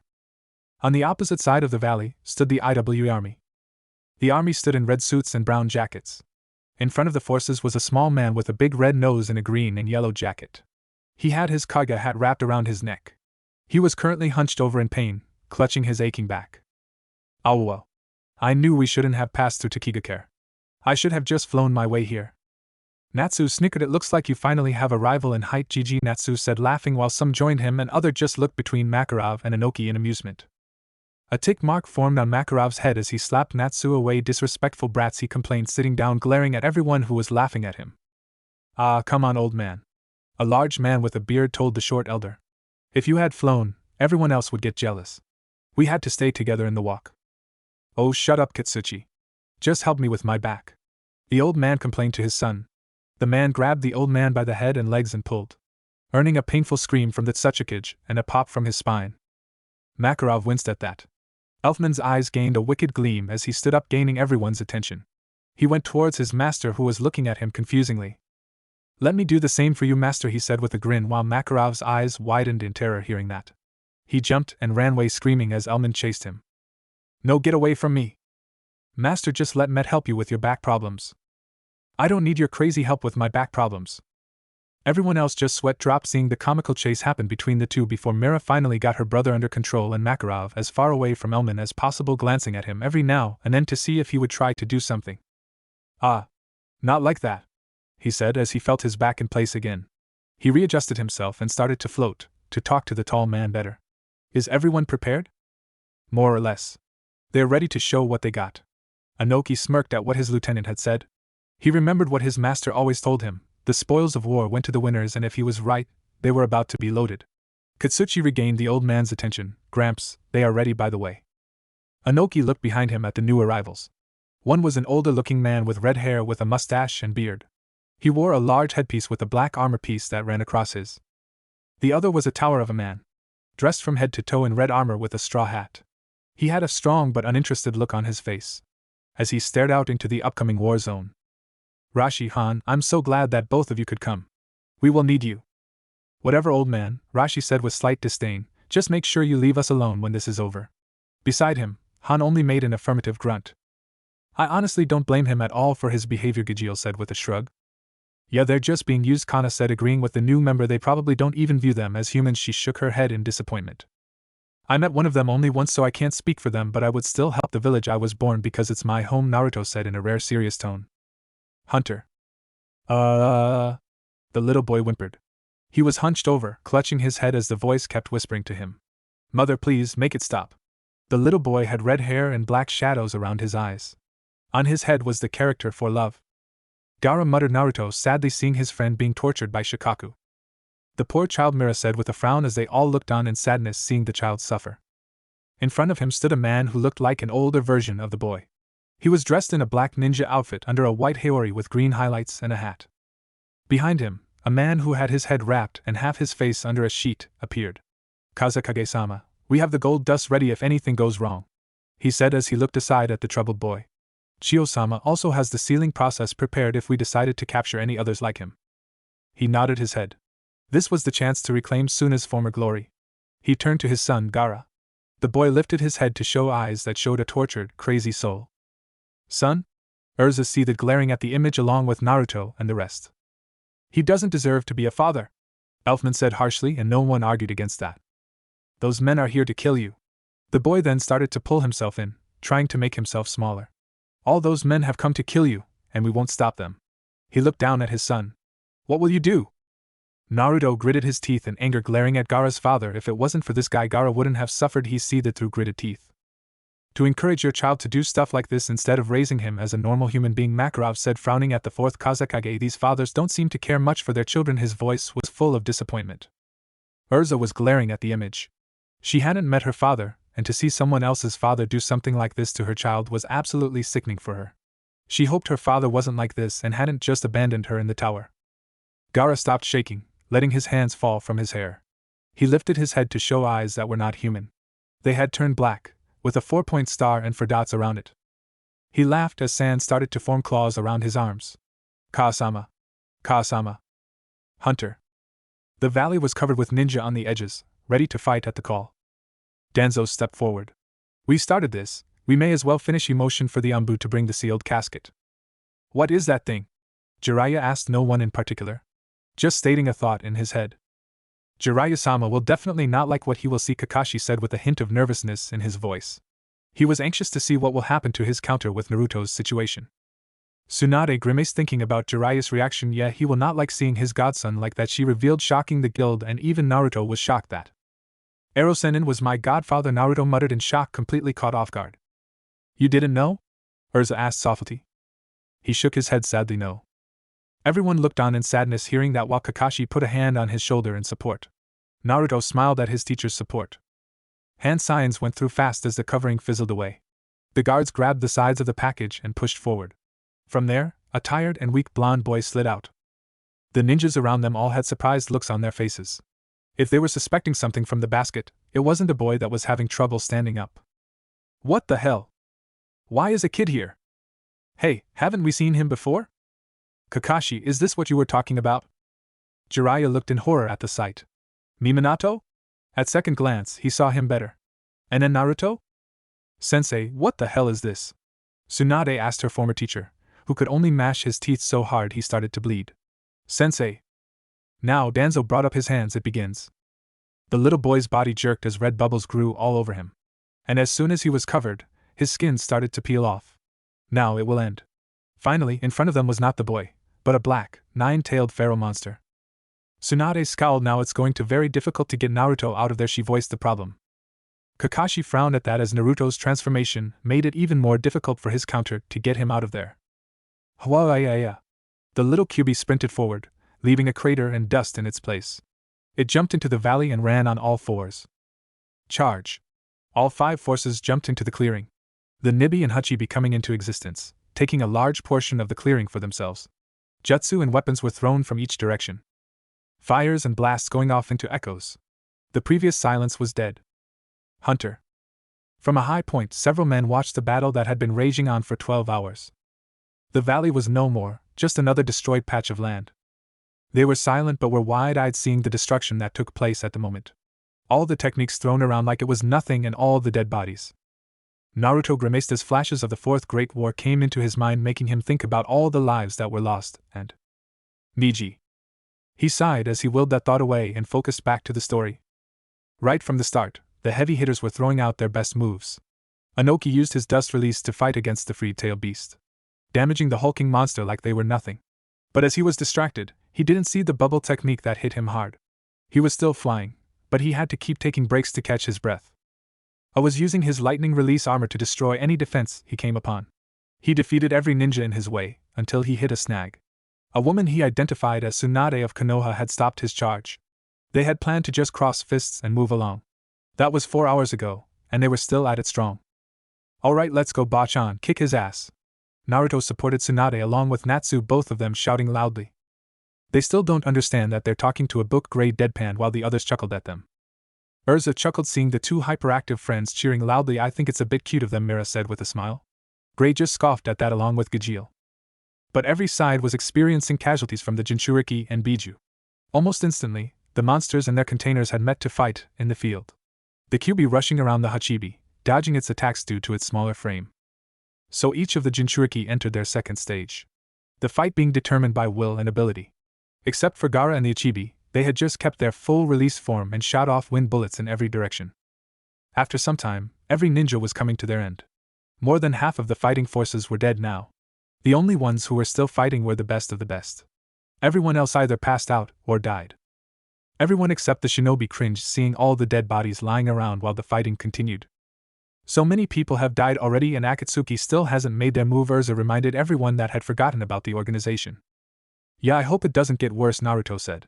He didn't want to see a death of someone that is precious to him. Even if it would be in another dimension, it would still hurt him a lot. It looks like it is time for us to make our move. To change the world for the greater, through this final war. A red-haired man in a mechanized contraption said. Speaking of the Devil's Levy said. Heh, well this is interesting. Orochimaru said as he licked his lips. So many old faces, so little time. The women shivered in disgust seeing him lick his lips like that. Oh man, Natsu groaned. I didn't want to see that image. He desperately shook his head to get rid of it. For once we are on the same page, Salamander Gajeel grunted.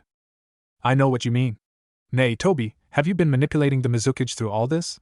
Kisame had been watching his old leader use his best moves to fight off those around him. He then had a smaller grin on his face. Wish you could do better with the orders, most of the Kiri are gone. It looks like he somewhat cares about his people, Tsunade said. That's been the only good quality about him so far, Urza pointed out reluctantly. It doesn't matter. Toby shrugged as he walked around with explosions in the distance. When we are done, their deaths will have helped lead us to peace. He looked toward Nagato. Can you send him out? Yes. The pierced man walked next to the mechanized human. Yahiko is ready to deliver us to heaven. He will help fight against the Biju. Then we will be here until the first hit.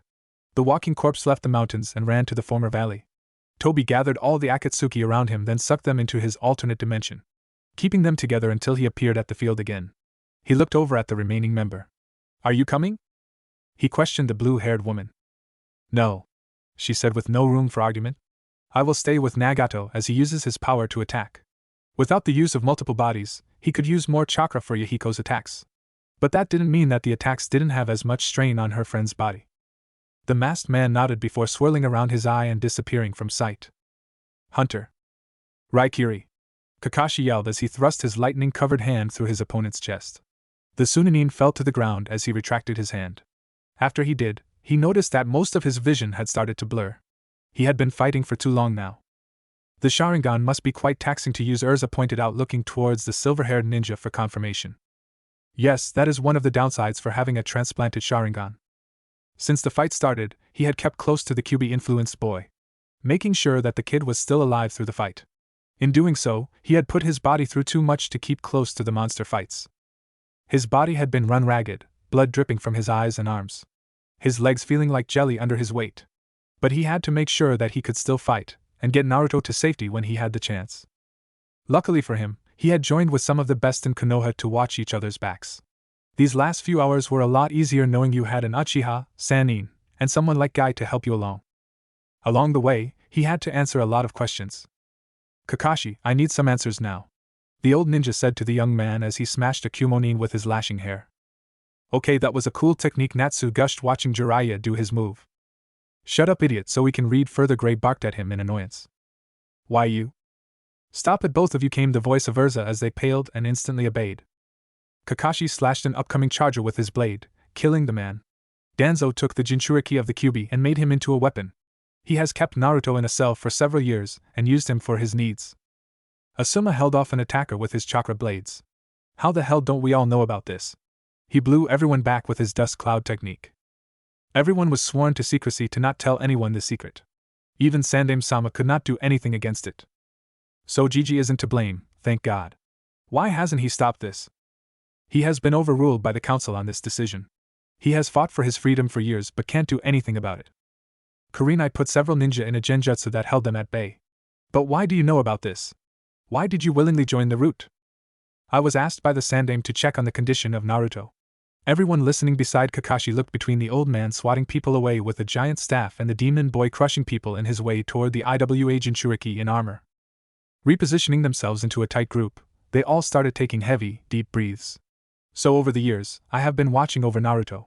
Making sure he heals properly, eats his food, everything he needs to survive. But lately, I knew that it wouldn't be enough to watch him, so I have been waiting. That explains how Naruto had gotten more food, was taken care of a bit better, Levi said, nodding her head. Naruto looked at Kakashi and smiled at him in gratitude, getting an eye smile in return from his teacher. Itachi blew a great fireball jutsu at those around, boiling off their skin and melting their eyes. Waiting for what exactly? This battle. The others looked at him like he was crazy. I will use this battle to take Naruto away and to safety. I will be charged for treason in doing so, but that won't stop me. The only problem is Danzo. They all looked to the man who had been worn out after applying chakra for 10 hours straight. His seal will cause Naruto pain until it can be undone. So I know this may be too much to ask, but can you guard us as we escape? He turned around to acknowledge the group around him, unknowingly leaving himself wide open to an attack from behind. But before the attack connected. Dynamic entry. Guy jumped up and made a beautiful side kick that sent the ninja soaring into the edges of the valley. He landed and gave Kakashi a big grin.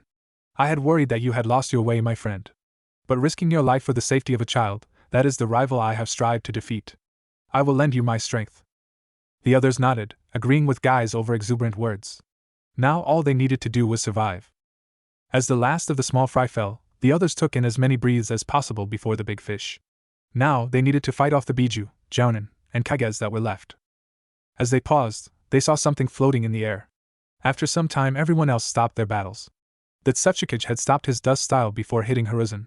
Tsunade and A stopping mid-brawl to gaze up at the sky. Mei, Darui, and Katsuchi stopped to measure the situation that could play forth. The Akatsuki members finally decided to make their move. After almost everyone was weakened, Naruto said with a scowl. Well, it was their plan to wait till you guys tire each other out, Makarov pointed out as Naruto's skull dropped, and he smiled sheepishly, scratching the back of his head. As everyone was silent, Jiraiya's eyes widened as he recognized the flying figure. Yahiko? Shinra Tensei. That was what everyone heard before the explosion went off over the Biju. Hunter. As the dust settled, the scene could be better observed. A giant hole had been created from the mighty push sent down from Pain. At the center of the hole, the jinchuriki had all passed out from the force of the attack. Holy crap, Natsu said in shock, that was just one attack. This guy, Gajio said in amazement, eyeing the damage his attack had done. Yeah, that attack is a pain in the ass, Naruto said with a pout. Near ground zero, all the other soldiers had been pushed back, buried by rubble and the dead bodies of their fallen comrades. The last of the Umbu, Special Ops, and Kages could only view as from the center, walked out two men. One was the man that created the blast, walking out like he had done nothing more than swat a fly. The other was a man who had appeared out of thin air, his body coming out of a spiral in space, which had centered itself on his eye. He walked in front of the other man, and grabbed the attention of the ninja around him. Hello everyone, we are sorry to interrupt your little spat, but we have important matters to take care of. My colleagues and I are here to take your little bundles of joy behind me. The ninja around him widened their eyes at the crass way to say he was taking the jinchuriki. I know this seems inconvenient, but we didn't start this war for nothing. From his eye, another hole in space appeared. This time, unleashing 5 men that joined alongside the already present 2. Members of the fallen ninja all let out gasps at the sight of some of the most wanted men appearing out of nowhere. Each member jumped off to a different location. They all landed in front of old friends they hadn't seen in quite some time. With the masses happy, Toby turned around to collect his prize. Alright, time to cash up. As he went to grab the first one he could find, a kunai sailed right through his head. As if irked, he turned his head to see his old friend struggling to stand up. I won't let you take them! Kakashi yelled as blood seeped out of his wounds. Behind him, his comrades all struggled but ultimately stood back up. Toby walked next to Pain, bringing no attention to the ninja glaring at him. Zetsu, make sure they won't get up as we finish here. From the ground came a black and white creature that nodded its head and spilt. The white one left and attached to the jinchuriki and siphoned their chakra. The black one took a stance and prepared to attack. Shall we finish these fools off? Pain nodded his head as he let his power seep out. Hunter. Hello, sensei. The snake-like man said as he walked up to his former teacher and leader. I haven't seen you in such a long time. He grew a smirk that would send fear into any great shinobi's heart. You've grown old. Orochimaru? The old Hokage had the look of pure fear on his face as his old pupil slowly walked forward. While the Hokage was covered in injuries, blood seeping from his wounds into a puddle under him, the snake man hadn't aged a single day. Why are you here? Well, Sarutobi-sensei, I have found myself a nice little clique that piques my interest. You always told me that I should try and get out more, make new friends. Orochimaru said as snakes slithered out of his sleeve, regurgitating a magnificent sword that fell into his hand. Although I had originally planned to join in a couple of years, they just couldn't do this without me. The Hokage stood back up, his quarrel with Eccentric all but forgotten. Now his attention was on his twisted student. What are you trying to do here? He gritted his teeth and clenched his fist until he reached blood. Why are you here? He screamed. We're going to save this world, sensei. No more pain, suffering, death. They will help me find the immortality I have searched so long for. As he walked forward, he detected danger and jumped back. Where he stood, now was a vaporized crater. He looked up to see a midget floating with a clear cone in his hand. Head, do all of your men have a strange tendency to defect? The Eccentric said with a wry smirk. After all this time and I still have to out your men in their place, old man. If I'm old, you must be dust at this point, Inoki-san. He grabbed his staff and entered his battle stance. You should sit down before you become a cripple. I'll have to show my old pupil his place. Do you think you can, sensei? Orochimaru brought up his blade and smashed it against his sensei's staff. You should stop before you die. I won't stop, Orochimaru. Hiruzen swiped his staff, forcing the man back. I won't stop until I have fixed everything I've done wrong, he said as he charged forward. Hunter. Well. Kisame stepped forward, meeting the group in front of him. Sasori walking by his side. It looks like I get to fight some strong people after all. In front of him were some of the best ninja from the other villages fighting in a cluster after the bomb. Kisame, what are you doing? Mei asked as she struggled to rise up. Oh, I don't know you, but you're from the village and still alive, so you must be good. He had a grin as he raised his blade and crushed the ground. Chiyo-baba, it is so good to see you again. How have you been? Sasori asked his fallen grandmother. That's impossible, how are you still like that? The old woman said in shock at her grandson's eternal appearance. The wire spiked forward, aiming for the old woman's head. But before contact was made, a large rock formation made a shield in front of her. From behind, Kitsuchi grabbed the woman and dived before the wire pierced through the rock. He stood back up with the elder woman under his arm. Hey Granny, I know we've been fighting and everything, but do you mind if we beat this little bastard into the ground first? He waited for an answer from the elder ninja, but nothing happened. He looked down and shook the limp body. Oh shit. No, it's a trap, don't fall for it, big stone guy, Naruto shouted towards Kitsuchi while the other's sweat dropped at his nickname. What do you mean it's a trap? He then got headbutt in the chin, backing him fall and grabbed his chin in pain. The elderly woman landed on her feet and laughed. Haha, I got you, did you think this old hand would die so easily, kiddo? She turned and regarded her grandson. Now I think it's time you get a spanking for misbehaving so long, young man, summoning her Chikamatsu collection. That Naruto said, referring towards Chiyo's actions. They could only sweat drop at her antics. Meanwhile, a giant shark of amorphous water was flying through and attacking anyone it saw. Ha, this is what I've wanted for so long. Kisame stopped and had a sad look on his face. Too bad none of you can still fight. He redirected it to the first Kirin he could see. Mei lifted her head to see a hulking beast coming at her. She tried to move but could not summon the strength to stand. She resigned herself to her fate, until it did not come. Storm release, laser circus. Dozens of flying lights shot up and shredded the shark, turning it to water instantly. Mei lifted her head to see a shaggy Kumonin standing between her and Kisame. Man, it isn't enough that we have fought for hours, now monsters are trying to snuff us out. He turned around and offered his hand to her. Sorry about this, but could we work together to put this guy down? Or else we may not make it back. Hey, I bet he's just too lazy to do it alone, and that's why he asked her for help, Gray said, snickering. Probably, Kakashi said, knowing his fellow lazy comrade. Mei smiled and took his outstretched hand. Sure, but let me finish him off, okay? I feel like I have to put this man down for our village. She turned to the blue man, and went through a series of hand seals before leaning back and breathing in. Lava release, melting apparition. Mei spit out a wave of lava that spread over Kisame's head. The shark man dove out of the way to avoid the boiling rock.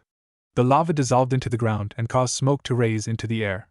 Mei smirked and wiped spit off her chin. I hope you're ready. I'm going to show you how our village can survive without your help. I didn't think that there was still a bloodline in the village. He lifted his head and showed his shark teeth to the world, Samahata fusing to his arm. Interesting. Hunter. Tsunade looked to the left, her vision coming close to a tunnel. The Reikage she had been fighting was not in good shape. His Hiori long abandoned, and his arm braces had cracked and fallen off. Tsunade had broken several of his ribs and got many good shots on his head. Of course, she was in no place to talk. He had grabbed her left arm and broken it completely. And when she was getting away, he had landed a powerful hook into her stomach. She had been coughing up blood for most of the fight after that. What the hell, Bachan-I, though you could easily heal from that, he said while Tsunade whacked him on the head. You idiot, that's my trump card, I only use it as a last resort, she said, besides my counterpart will probably start using it now. How can you heal from those kinds of injuries? Mera asked in confusion. Tsunade just smirked, you'll see, was all she said. But that didn't matter right now. They were both in bad shape, and this man in front of them did not look like he had any room for negotiations. Why did I come here? The tall, dark man wondered out loud. I felt like something familiar was here, but all I see are two broken bodies. Who the hell are you? Get out of my way, I have to check B and Yujito. Said as he raised to his feet, blood seeping from lacerations and open wound, but paying no mind to them. I don't know you, Kumo boy, so it must be this young girl I've come to meet. He walked closer, only for the Reikage to appear from behind and try to smash him into the ground. Kakuzu felt the presence come up behind and jumped back. As he turned, a fist almost made contact, but he ducked under. He jumped and kicked A in the face, only stunning the massive man for an instant before he grabbed the outstretched leg and swung him around. Kakuzu shifted his arm forward, black threads shooting out of his arm and into the Reikage. The threads dug into the man's torso and arms, blood dripping down the string. Kakuzu lifted the massive man, then used his power to smash the human tank into the ground multiple times. When he was finished, he retracted his threads and walked up to the downed man. When he came close, A lifted his head and made a wide swing at him. Kakuzu jumped back and gained his balance. You can still stand after all that? Impressive, more threads released themselves. I think I'll take your heart for spare keeping. As he walked forward, he felt a painful stab in his chest. Looking behind him, he saw the former broken woman had punched right through his heart, her visible wounds disappearing right in front of him. He ripped his body of her arm and stumbled. 1 heart down. 4 to go. How are you moving? Weren't you DY smash? Before he could finish, A came up from behind and brought his connected hands down on the surprised man. A large crater had been created from the massive force, leaving a messy blood stain in the middle. A looked up from his work and up at the princess. Finish this later? Tsunade nodded her head and started to move toward her injured comrades. But as they both went their way, they were hit by an unexpected attack. Don't turn your back, or you may find yourself dead. When they both turned around, they were hit by 2 devastating attacks. By a massive current of shredding wind, cutting through his lightning release armor and sending the effect back at him. While Tsunade was hit by a strong fire stream, singing through her clothes and burning her skin. They both landed on their backs as Kakuzu came into sight. He was no longer a tall man, but a freak of nature. Thousands of black threads pouring out of the stitches all over his body. Hundreds pouring out of his mouth, like an octopus. Among the threads, on his shoulders, were a red and blue mask. The mask's mouth still open, with smoke and gas coming out of the open holes. Mera looked disgusted at Kakuzu. That is disgusting. Why is he even like that? It's just his technique, Kakashi answered lazily. Now I know what made me come here. That healing technique is the same as his. You're his relative, right, Hashirama Senju's? Tsunade raised her bruised body, her burn marks disappearing faster by the second. Wow, this must be fate. He disappears and I couldn't get the rematch I've been waiting for. So I get the chance to fight his family? Naruto scoffed at that old man. First would have destroyed him. His weaker version of himself was able to defeat him, so Hashirama would easily win against him. My grandfather died, so if I have to, I will destroy you. Tsunade reassured as she lifted herself up. And I don't even know that my grandfather traveled to another dimension, Tsunade said, groaning. Great, even more secrets. This was way too much. She needed some sake. Now, Oh no, that's not true. Tsunade's eyes widened as the freak continued his explanation. After his death was made public, I wanted to come pay my thanks. Maybe loot the corpse and sell it off. The price of a Hokage's body fetches a high price. Tsunade mashed her teeth together in pure anger at the man in front of her. But when I came to it, the coffin wasn't carrying his body.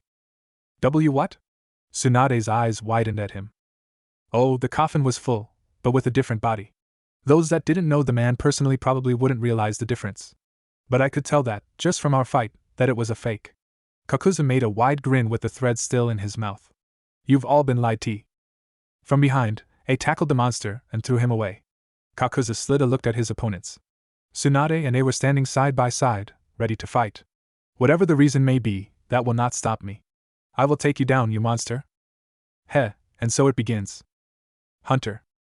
Jiraiya jumped and tried to attack Pain, but once again, he used his strange gravity technique to push him back. When he landed, he dove forward with a Resignation in hand, but Pain dodged and brought out another black stake. He dodged the weapon's thrust, and placed himself on only his hand. Using that to spin around, he kicked the man in his chest, sending him several meters away. But he only flipped and landed on his feet. No change in his expression. He looked over to see Kakashi and Guy still fighting the masked individual. After 30 minutes of fighting and no results, it looked like this man was invincible. He could phase through any attack, and that meant he could always keep moving. They thought that there was no chance to win, until they made a discovery. When he was about to attack, he made himself physical to make contact. But when they sent an attack at him during this open chance, he was vulnerable to attack. So they had figured that if he came close to making contact, they would try to hit him and make him phase through. This little back and forth had been happening for a while now. It still looked like they had a better chance of winning than he did. Around him, Itachi, Asuma, and Kurenai had passed out from exhaustion. And Jiraiya was not far off from joining in. Yahiko was overpowering him in the ninjutsu department. When he came close, he would be blown away. If he gained distance, he was forced back in seconds. Yahiko, make this stop. What happened to you? He tried to remember back to that little boy who had a huge grin on his face. That little shit that promised to take out all evil in the world. Where's Konan? Where's Nagato? Sensei, I think you have it wrong. Jiraiya stopped his questioning to listen to what he said. Konan is fine, but you see, he raised his eyes to look at the man with his Rinnegan. I'm Nagato. Yahiko's died long ago. What? What are you talking about? I'm saying that Yahiko saved us long ago. He sacrificed himself so Konan and I could live. He just kept looking at his sensei with disdain. When you left, our world crumbled. We lost everything, so we decided to fight for what we can save. I will use Yahiko to usher in the world where no one dies. I will save this world. Nagato, not like this. There has to be a better way. Pain raised his outstretched hand. Sorry, sensei, this is all we can do. With a push, came a Shinra Tensei that sent the Sannin back. Why are you doing this, you bastard? Kakashi yelled from his kneeled position. Next to him, Guy had been hit and was coughing up blood. Sorry, but I'm going to take these things with us.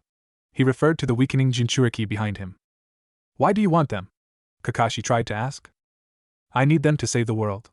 They are strong, but they have no purpose but to help me with my cause. He started to walk to the bodies, no longer giving the weakened ninja his attention. They don't deserve this. They don't have to become weak. He doesn't need to be a weapon. Kakashi tried to stand, but only stumbled over. He raised his head with sad eyes. Please leave them. No.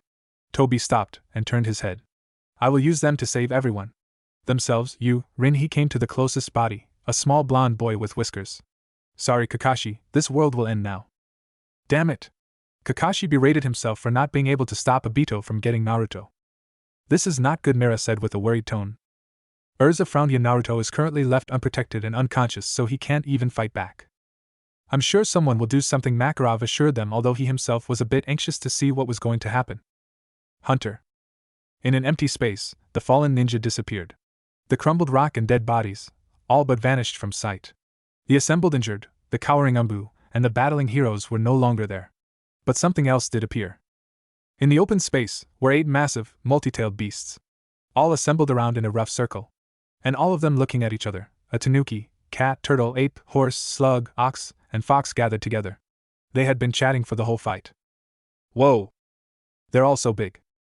So those are the tailed beasts, Levi hummed in interest with a glint in her eyes hearing all the new information. Bwahahaha. Then the fuckhead blew himself up right in front of the kid. Then finally, I got to have some fun. Until that asshole father of his used the gold dust on me.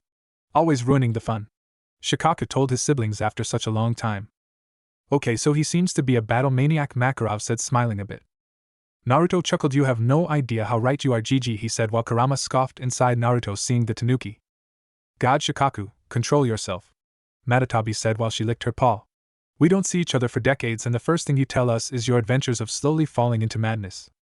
At least he is set free. Not only am I sealed, but Yagura is under control too, Isaba said as he laid on his shell. It feels like I had fallen so low. Not just you, my brother, we all feel this grand dissatisfaction, Son Goku said to his turtle brother, patting his shell. These humans have insulted us for too long now. Locking us up, calling us these unfavorable names. This man has been using my power without consent. Goku slammed his hand on the ground. I never should have told him my name. Mira chuckled fondly. They really seem like a dysfunctional little family, she said, giggling towards the end. It doesn't get so bad, Coco said from his spot. Every now and then, I get out to stretch my legs, but we get called out by that old fool. No free space, I tell you. All I want is to soak in the fresh water. Saiken groaned to his family. But Utakata can't let me out. Whoever has your guy Isabu, well, we get on alright, but my guy is annoying. Gyuki reassured his brother. Speaking of that control guy, I think he is coming in on our turf. He brought everyone's attention to the growing figure. What is he doing? Goku voiced his thought. I think he is trying to take us, the eight-tailed told them. Hey Kurama, what do we do? He looked to his brother, but got no answer. Kurama? Every sibling looked to the fox, and saw that he was looking down, eyes shadowed. You know, I hated these humans for so long. All of you must have to, right? He lifted his head, eyes full of sadness. I wanted to kill them all. Naruto frowned seeing the look on Kurama's face. I don't like where this is going, he muttered in worry. Wanted? Matatabi questioned her brother's wording. Kurama looked to his family with nostalgia. Over these decades, I've kept being pushed into a cage. I thought that I would never find something that could understand our loneliness. He grew a small smile, thinking of what Naruto went through. They were also lonely and imprisoned, Urza said sadly. Yeah, no one ever thought of how they felt to be imprisoned and used as nothing else than a weapon, Naruto said with a sad tone. They're not just mindless beasts. But then I remembered what the old man told us all those years. Every Biju had a look of longing in their eyes, remembering the old ninja that had given them their life. We all came back, and he told us that we would never be alone. And I finally realized something. Old man? Oh yeah, the Super Sage Gramps, Naruto said without missing a beat. They sweat dropped hearing that name. They just knew that wasn't his real name. Kakashi shook his head before explaining what Naruto is talking about, the legend of the Sage of Six Paths. His name was Hagoromo Akatsuki, the first shinobi. Naruto coughed to get everyone's attention. He cleared his throat. He said to the Biju that someday they will be reunited again, and will be guided down the right path, and also learn true strength. So you mean Gray trailed off as Naruto nodded his head. I guess I showed them the right path, and what true strength is, he said, rubbing the back of his head, laughing a bit. He looked back at what Naruto said last week. These people we are with, they can understand us. And I feel like I could even help them. What? Goku questioned Kurama. But you always hated these humans. What changed? I do, I just realized that I can also hope to see a smile on someone just like the old man. He lowered his head with a big grin. I can tell just who has the bad intentions out there. So I am breaking out. What are you doing, Kurama? Naruto questioned but didn't get any response from him. He narrowed his eyes dangerously as he racked his brain trying to find out Kurama's plan. Wasn't he sealed? Levi asked as the shinobi except for Naruto nodded their heads. So how is he going to break out? She questioned them while they frowned, thinking of ways Kurama could break the seal but couldn't come up with something. They shook their heads in negative, indicating they don't know how he would break out. Levi pouted for a second before looking at Lucy expectantly, who quickly got the message and started reading again. What? Every Biju screamed at the same time. Coco came forward. How can you do that? It's impossible? It's impossible because we want to get our whole being out. If you leave behind the chakra and core, you can make an ethereal body. But that isn't enough, Shikaka told him. If you leave behind the core, that's your chakra and thoughts left behind. Plus you can't leave them, the ethereal body is still connected to the core and seal. Kurama nodded his head at Isabu. Yeah. Which means that you can only create a chakra body as long as you are near your host. If you go too far, it will dissolve, and you will be pulled back. I know. Gyuki went up to Kurama. What are you planning? He said with worry in his voice. Being with B so long was affecting him too much. Listen, when you see Komiai, tell him I'll see you. The others were about to voice their thoughts, but he was already fading away, purposefully leaving their clearing. Hunter. Kurama lifted his head and walked to the cage's bars. He took a step past the bar, feeling a spike go through his body as he pulled forward. Danzo control seal appeared all over his body, pushing him back. But he continued forward, until finally he passed through. He looked down to see his body had become translucent. Then behind him to see a second body, this one without eyes or a mouth, with a thin line still connected from his tail to the empty slate. Naruto clenched his fist seeing the alternate Kurama possibly dying because he wanted to protect him. Damn it! Now it ends. Hunter. Toby came close to the small, unmoving body. Under his mask, he smirked. He reached down, but stopped when Naruto's body jerked up. As Toby brought his hand back, Naruto became covered in a clearer version of the bubbles before, not changing his appearance. The bubbles gathered over the child's body. They reached up until they came towering over where they originated. Everyone who could still move looked to the center as a tower of bubble came into being. The tower started to expand, forming claws and paws. They made 4 legs, 9 tails, and a fox head. Everyone looked in surprise as before their eyes, the 9 tails was formed. Alright, now all that's left is for Kurama to defeat them and it'll all be over, Natsu said optimistically while Makarov and Tsunade frowned. There is no way it's ending like this. Something bad will happen, they both thought, not knowing they had the same thoughts. Atop the edge of the valley, unharmed except for fatigue, was Danzo. The old ninja stared and grew a smile, shaking from excitement that his weapon had finally arrived. Kayaha! The Kyuubi brought its claw in a swipe, smacking white Setsu into the sky. And with the other hand, smashed down on black Setsu, burning it with the touch of pure chakra. He looked down at the masked man and grinned. Hey, haven't we met before? Oh right, you thought you were big shit and controlled me. It brought its head down to look at the man. Wanna give it another go? What the hell? What is this? Toby stepped back. Even with his phasing, he was still intimidated by the massive creature. The Kyuubi raised its hands and brought them in. This is judgment, human. And in an instant he went through 9 hand seals and stopped. What? Tsunade shouted in shock, finally remembering what those hand signs were for. What is Bachan? What's wrong? Naruto asked in worry, but Tsunade was still a bit shocked and didn't answer. Naruto growled for a bit before speaking louder, this time with a bit harsher tone. Damn it, Bachan, what was that jutsu? He practically all but demanded from her, as she looked towards him. Naruto, that jutsu is the Shiki Fuin, she answered while Naruto stood there frozen in shock and surprise. Kakashi grimaced hearing that, knowing what the sacrifice for such a strong jutsu is. Glancing at his student, he frowned seeing the look on his face. What's wrong? What does it do? Gajeel asked but got no answer. Scowling, he decided to just tell the blonde girl to read on so they can find out. That jutsu. Hiruzen gawked as he watched the demon finish his hand seals, stopping his battle against Orochimaru with Inoki. It can't be. When Kurama finished, a feeling of dread was drawn all over the valley. Unbeknownst to them, behind the Kyuubi, manifested a deity. A deity? He basically just summoned a god, Gray said in shock while the rest were all looking surprised as well, not expecting a deity of all things to appear. The Shinigami. The death god. The final vision had appeared behind the Kyuubi's back. They shivered from seeing the Shinigami standing behind Kurama, looking at them as if it was piercing their souls with his gaze alone. Ah, Kyuubi, what a pleasure.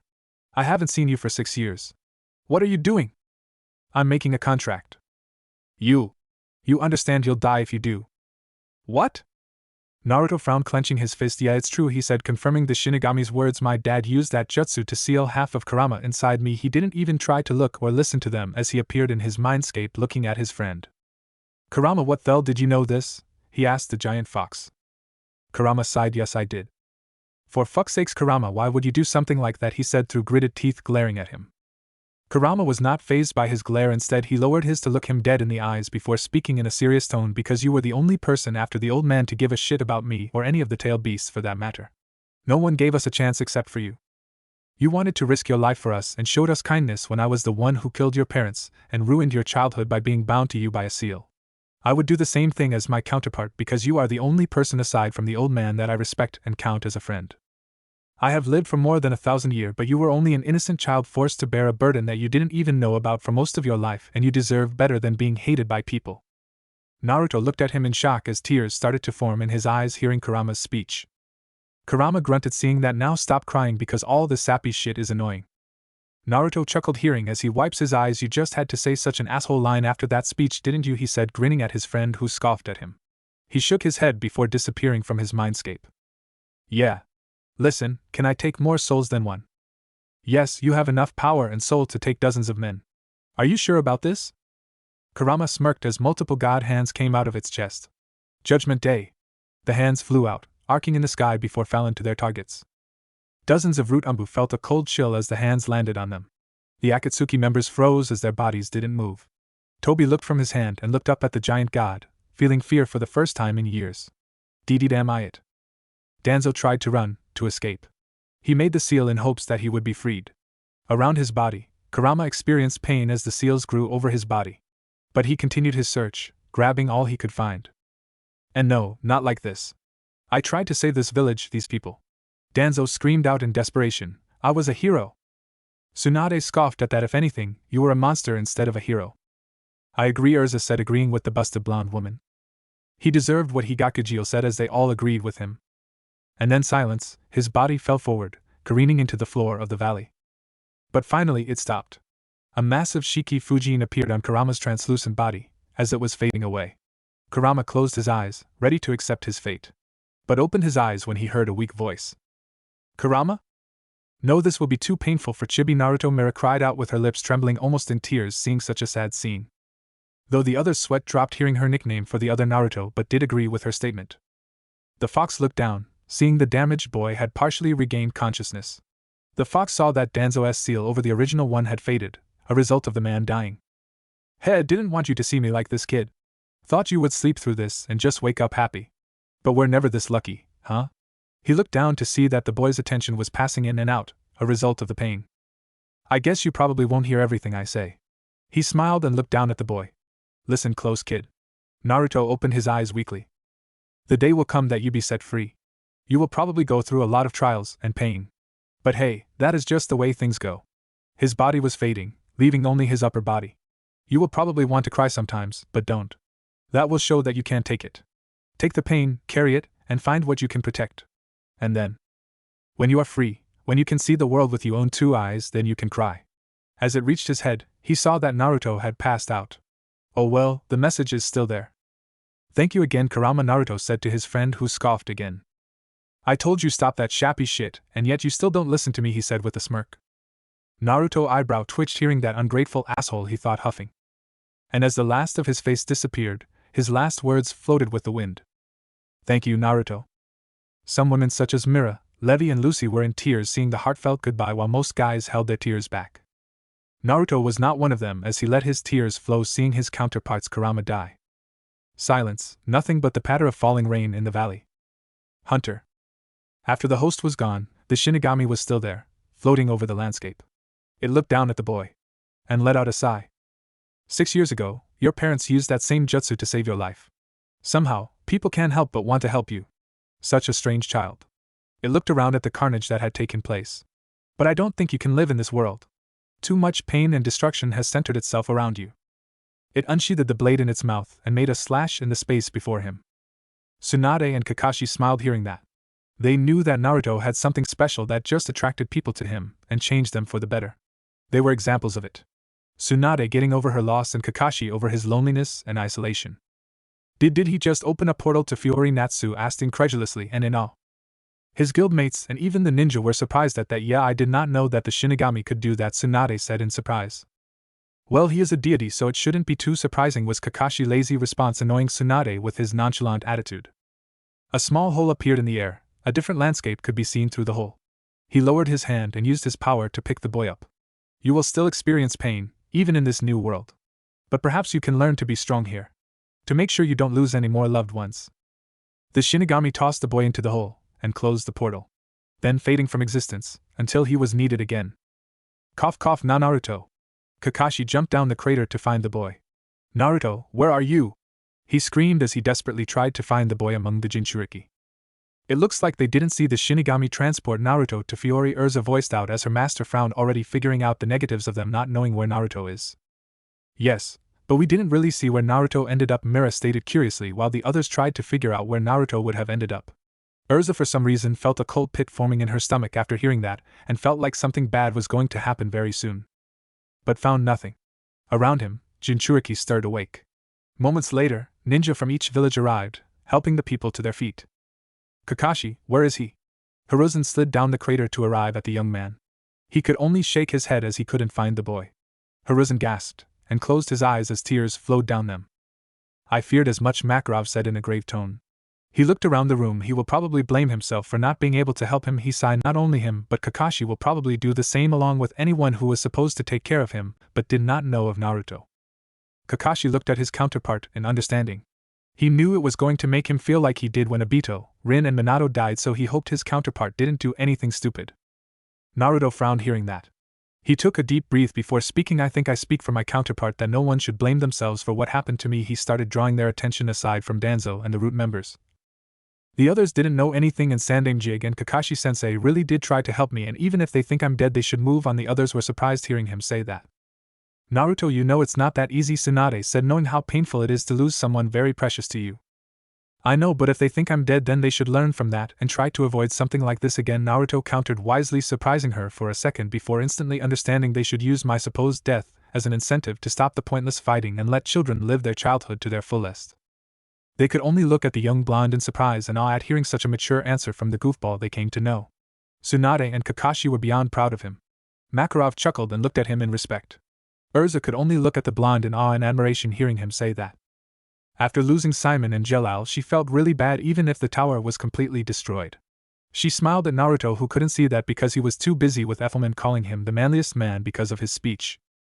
Unluckily for the Titania, Mira and Kana certainly saw the way Urza was looking at the blonde and smirked, looking between each other with a mischievous glint in their eyes. The surviving ninja crowded around the crater. The original force's numbers reduced to a fraction. Those still in fighting condition helped those they found still breathing. Well, it looks like we have finished for this battle, Inoki stated as he floated to the center of the trench. Around him were the Kage, Mei, the two Sannin, and Guy. It looks like we have been made fools of in this war. Used like puppets, said as he hefted B and Yujito onto his shoulders, ignoring his wounds. I say we end this war for now, but this doesn't solve our problems. We will set up a Kage meeting to understand the situation. Seriously? Asked Gray. After everything that happened, he just says that and thinks it will solve everything just like that. He shook his head in disgust. Pathetic. No. Hiruzen replied to the Raikage suggestion. He sent Enma back and grabbed his helmet. I resign as the Hokage of the Hidden Leaf, he declared as he removed his helmet, earring several gasps from around him. What? Naruto said with a surprised expression. He did say that he was retiring after the war. Tsunade reminded him about the conversation between Danzo and Hiruzen. Next to him, Kakashi lifted his hand and removed the headband. I resign as a Jounin and Umbu of the Hidden Leaf. He dropped the medal to the floor, letting it clatter. Sensei, Naruto said in shock. Seeing his grandfather figure resign wasn't that much of a surprise because of his age, but his sensei too, and at such a young age. Kakashi just smiled at Naruto. He would have done the same because if he hadn't known Naruto was in Fiori he would have thought that he died. He had promised on his ninja way to save Naruto, and if he failed then he did not deserve to be one. Hiruzen looked to the man beside him. Are you sure, Kakashi-kun? The fourth Kazekage walked up to him. That is our way, boy. We can't save everyone, but we try our best. Natsuke crossing his arms. I really don't like this guy. Naruto grunted. Yeah, me too. How is this the best? He gestured to the dead bodies surrounding the clearing. We started a war from a misunderstanding. We sacrificed thousands of lives, because we were manipulated. These people almost died. He waved his arms to the jinchuriki, who all had some form of consciousness by now. We call ourselves heroes and legends.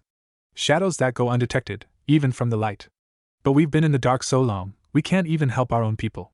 All the Kages looked toward the jinchuriki and survivors. Maybe if we stop fighting for power, we could try to help more people. Hiruzen walked out of the crater before turning back around. Because if it takes this much pain and suffering to solve our problems, I'd rather try to stop those problems altogether. As he turned back around, he saw every Konoha ninja still alive look at him. Jiraiya stepped forward from the bunch and removed his headband, following in his sensei's example. Soon enough, each of the ninja removed their band before they started the trek home, leaving the other nations to think of what they said. They are all quitting, Naruto said in surprise. Yeah, looks like it. They're fools, you know. That is what it has meant to be a ninja since we started, Inoki stated. He's a stubborn old fool to still not understand what his actions are doing to his people, Makarov said, glaring at the image of Inoki. He was always stubborn like this even in our dimension, she said before sighing for the umpteenth time. She's been doing that a lot. I need a drink, this story is tiring me out, she thought. Before he looked up at the cloudy sky, rain washing away the dirt and blood. He smirked, but then again, we go through each day to hope we may make up for what we did yesterday, he said before floating away. Looks like you judged a bit too quick there, Master, Lucy said with a teasing smile. Makarov just humphed at her. It appears that we have many mistakes to think of tomorrow, but maybe we will find a better answer to them then, Mei said before she assisted her Mizukage up, realizing that he had been freed from the hypnotism. B. Yujito, can you hear me? The two bodies on his shoulders shook their heads in affirmation. I'm sorry it took me so long to try and help you. He walked up the trench. Maybe we can fix this somehow. All that was left was the Kazekage, standing in the crater, by his slowly recovering son. The man looked to the sky and took a deep breath. He squatted down and picked his unconscious child, and left. It will never be enough to make up for what I have done. And someday you may take your revenge on me. But you were never hated, Gaara, just the child of unfortunate circumstance. You were never a mistake, and I wish I realized that sooner. Naruto smiled. It's good to see that they realized their mistakes, and used my supposed death as an incentive to stop the meaningless fighting and finally let the children have a good childhood, he said with a wide grin. Yes, said Urza, smirking at him. Looks like what you said earlier really was the right thing. Yep. Hunter. On October 10th, the fourth Great Ninja War commenced in the Valley of the End. This was a battle between Konohagakure, Kumogakure, Sunagakure, Kirigakure, and Iwagakure. Started from killed soldiers and invaded nations. But it was just a ploy from a shadow organization by the name of Akatsuki, to cause war between the nations and destroy the strongest ninja forces in the land. They had, in an attempt to control the world, manipulated the villages to their whim. To capture the jinchuriki of each village, they sacrificed too many lives. In the end, the battle had been stopped by the Kyubi no Yoko. The supposed demon of the ninja world saved the world by sacrificing its life. The ninja nation separated from the battle to recuperate and reevaluate their losses. In a battle between 75,184, only 9,573 survived. The ninja battle force was greatly reduced, becoming almost extinct. For the next year, chaos had grown over the nations. Until the nation's leaders met again, not for battle, but for peace. They made a pact to work together for the better state of their people. They made teams of 5, one ninja from each village, spread over the areas of the world. Although originally the alliance was shaky, over time, they came to trust each other. Soon enough, the samurai from the land of iron joined in the effort. That is actually not a bad idea, Kakashi said, rubbing his chin. Naruto nodded his head in agreement. Yeah, we could try and do the same thing. When the fights were over, they worked toward making their lives better. They used their skills to make new land, increase energy, save people in need. They were no longer shinobi, warriors of the night, but heroes, working together to keep peace sacred. Wow, they really changed for the better, Levi said in amazement. They really did, Lucy said before frowning, although it took quite a big loss, she said sadly. But the losses toward this peace were never forgotten. The ninja who died in the war were remembered every year. The life lost in the effort toward the peace were carved into stone, never to be forgotten. But what no one forgot was the life of the boy who changed the ninja's heart. At the discovery of what he was put through, the ninja worked toward making sure pain like that was never experienced again. The peace they experience every day. The lives that are kept happy and safe. The light that shines down on all that are afraid. It was all thanks to that boy. Naruto Uzumaki. The child who helped change the world. It looks like he changed the world once again, brat, Tsunade said with a fond smile, looking Naruto. Bachan, Naruto said with a toothy smile, while tears threatened to spill, but he blinked them away. Tsunade's smile widened seeing Naruto's reaction. You did well, Naruto, Kakashi said, patting him on the back. Yeah, now it's time for the real adventure to begin, Natsu said before shouting I am fairy tale. The others joined in him cheering as Naruto smiled at them. Hunter. In a desert, a row of caravans traveled toward the beach. In the back of the carts, men, women, and children all tied up. 2 men complained of the heat. What, Naruto questioned, caught off guard with this new situation. Why are they all tied up like that? No one answered, although Urza was horrified seeing the clothing and the similar landscape. Her mouth was wide open, but no words came out of her mouth. It's too much to ride in this unbearable heat. Why did we have to do this? The man asked as the sounds of people crying were heard behind him. Because we had to bring as many people we could find back to the tower. That is what the master told us to do. They continued in silence, until he saw something in the heat. What is that? Tower? Tsunade asked, narrowing her eyes a bit. Makarov took a deep breath to calm himself a bit. I know what they are talking about, but let's read further to see if I'm right. Urza was meanwhile downright terrified, on the verge of breaking down. No, and oh, she thought as she gripped the couch tightly, please don't be the same tower. The front cart stopped, the men jumped off and walked to what they had seen. When they arrived at it, they were surprised. On the ground was a small, blond boy with scars on his cheeks. He appeared injured, but no visible wounds could be seen. From the way he was sleeping, it appeared like he was unconscious. One of the men placed his fingers on his neck, feeling a faint pulse. Why do I have a feeling that my counterpart got stuck in a really bad situation? Naruto asked unsurely, scratching his head. Urza finally broke and punched the couch, startling Naruto and Mira, who were sitting next to her. She paid them no mind as she gritted her teeth in anger after everything that happened to him. She thought as she blinked the tears away, why did he have to land there? Damn it, her heart was on the verge of breaking because of the pain. Makarov's suspicions were confirmed now as he looked towards the blonde with a sad gaze. Naruto, he paused for a second before sighing deeply. Your counterpart was taken to a place called the Tower of Heaven. He looked towards Urza and tried to calm her down with a look and partially succeeded as Urza started taking deep breaths. His gaze returned to Naruto, who was watching the redhead curiously. The Tower of Heaven is a place that is built by Zeref worshippers who kidnap children, women and men to build the tower. He lowered his head. What I'm saying is that your counterpart just became a slave. He dropped the bomb on him as Naruto's eyes widened hearing that. He looked towards the redhead, who was a bit calmer now and finally understood why she was reacting so strongly when she saw his counterpart. Tsunade meanwhile frowned, hearing that Naruto will have even more problems now along with Kakashi. Mira was on the verge of tears, hearing he will suffer even more. The rest looked on sadly at the blonde, who didn't pay them any attention as his gaze was fixated on the woman next to him. She must have been in that tower too, he thought. Naruto put a comforting hand on her shoulder, making her look towards him. It'll be alright. We'll get out of there together, Dadabayo, he whispered just loud enough for her alone to hear. She stared at him with teary eyes before blinking them away as a teasing smile appeared on her face. Dadabayo, huh? She said with a smirk. Naruto pouted at her teasing as he huffed like a child.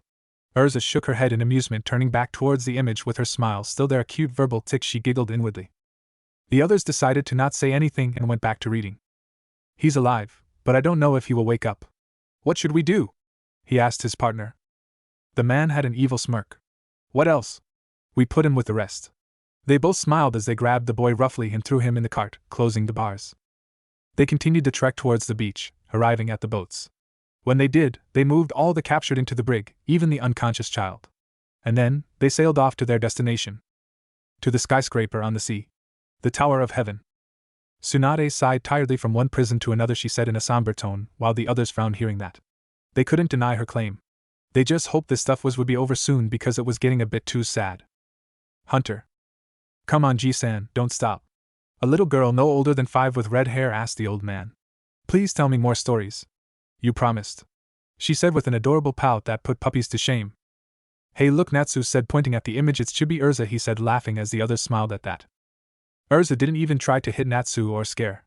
She just laughed along, thanking Natsu for that comment and improving the mood a bit. A tall, wrinkled old man with white hair laughed. Okay. Give me a sec. Oh. The man snapped his fingers. Have I told you the one about the handsome hero who saved the princess from trolls with the help of his midget friend Jiraiya? Urza smiled sadly, seeing her former guardian. While Makarov had a tick mark on his head hearing that. He huffed, grumbling about friends always calling me a midget. The others laughed at his expense. Yeah. And the one about the girl from another world. And the one about the hero and his friend Bobby going to party with the princesses. And all of them with that mad midget man Jiraiya. She tilted her head in wonder. Why is he so angry anyway? Haha, I don't know. I'm still trying to figure that one out. He scratched his chin. He snapped his fingers and had a smile. Oh, I like this one. I'm going to tell you the story of when the fairies helped and saved the visitors from a different dimension. Are you ready? Oh, Mira said with a small smirk. It looks like Hashirama-san met the former members of Fairy Tail when they came to Fiori. She mused as everyone was eager to hear about their story. The little girl jumped up and down in excitement before the bars opened up, revealing the jailers. The girl grabbed the leg of the tall elder. Rob Ji-san, why are they here? To bring in the next group. Don't be afraid. As he finished his sentence, a body hit the ground. A little boy with whisker marks that wasn't awake. Little bastard slept through the whole travel. Wonder if he is dead? The jailer shrugged before he shut the door. The other slaves paid no attention, but Rob walked up to the young boy and picked him up. He brought him over to the girl and examined him. After several minutes, he couldn't find any injuries, but the boy still wouldn't wake up. He was planning to use magic when the little girl asked him. Is he alright, Ji-san? I don't know. There are no injuries, no pain, but he won't wake up. Like he doesn't want to. Well, I know how to. The little girl said with a smile. She leaned over and placed her forehead on the boy's. Oho, Kana said with a teasing grin as she looked at the redhead, who looked surprised by her counterpart's actions. You certainly move fast, don't you, Urza, she said while Mira giggled next to her.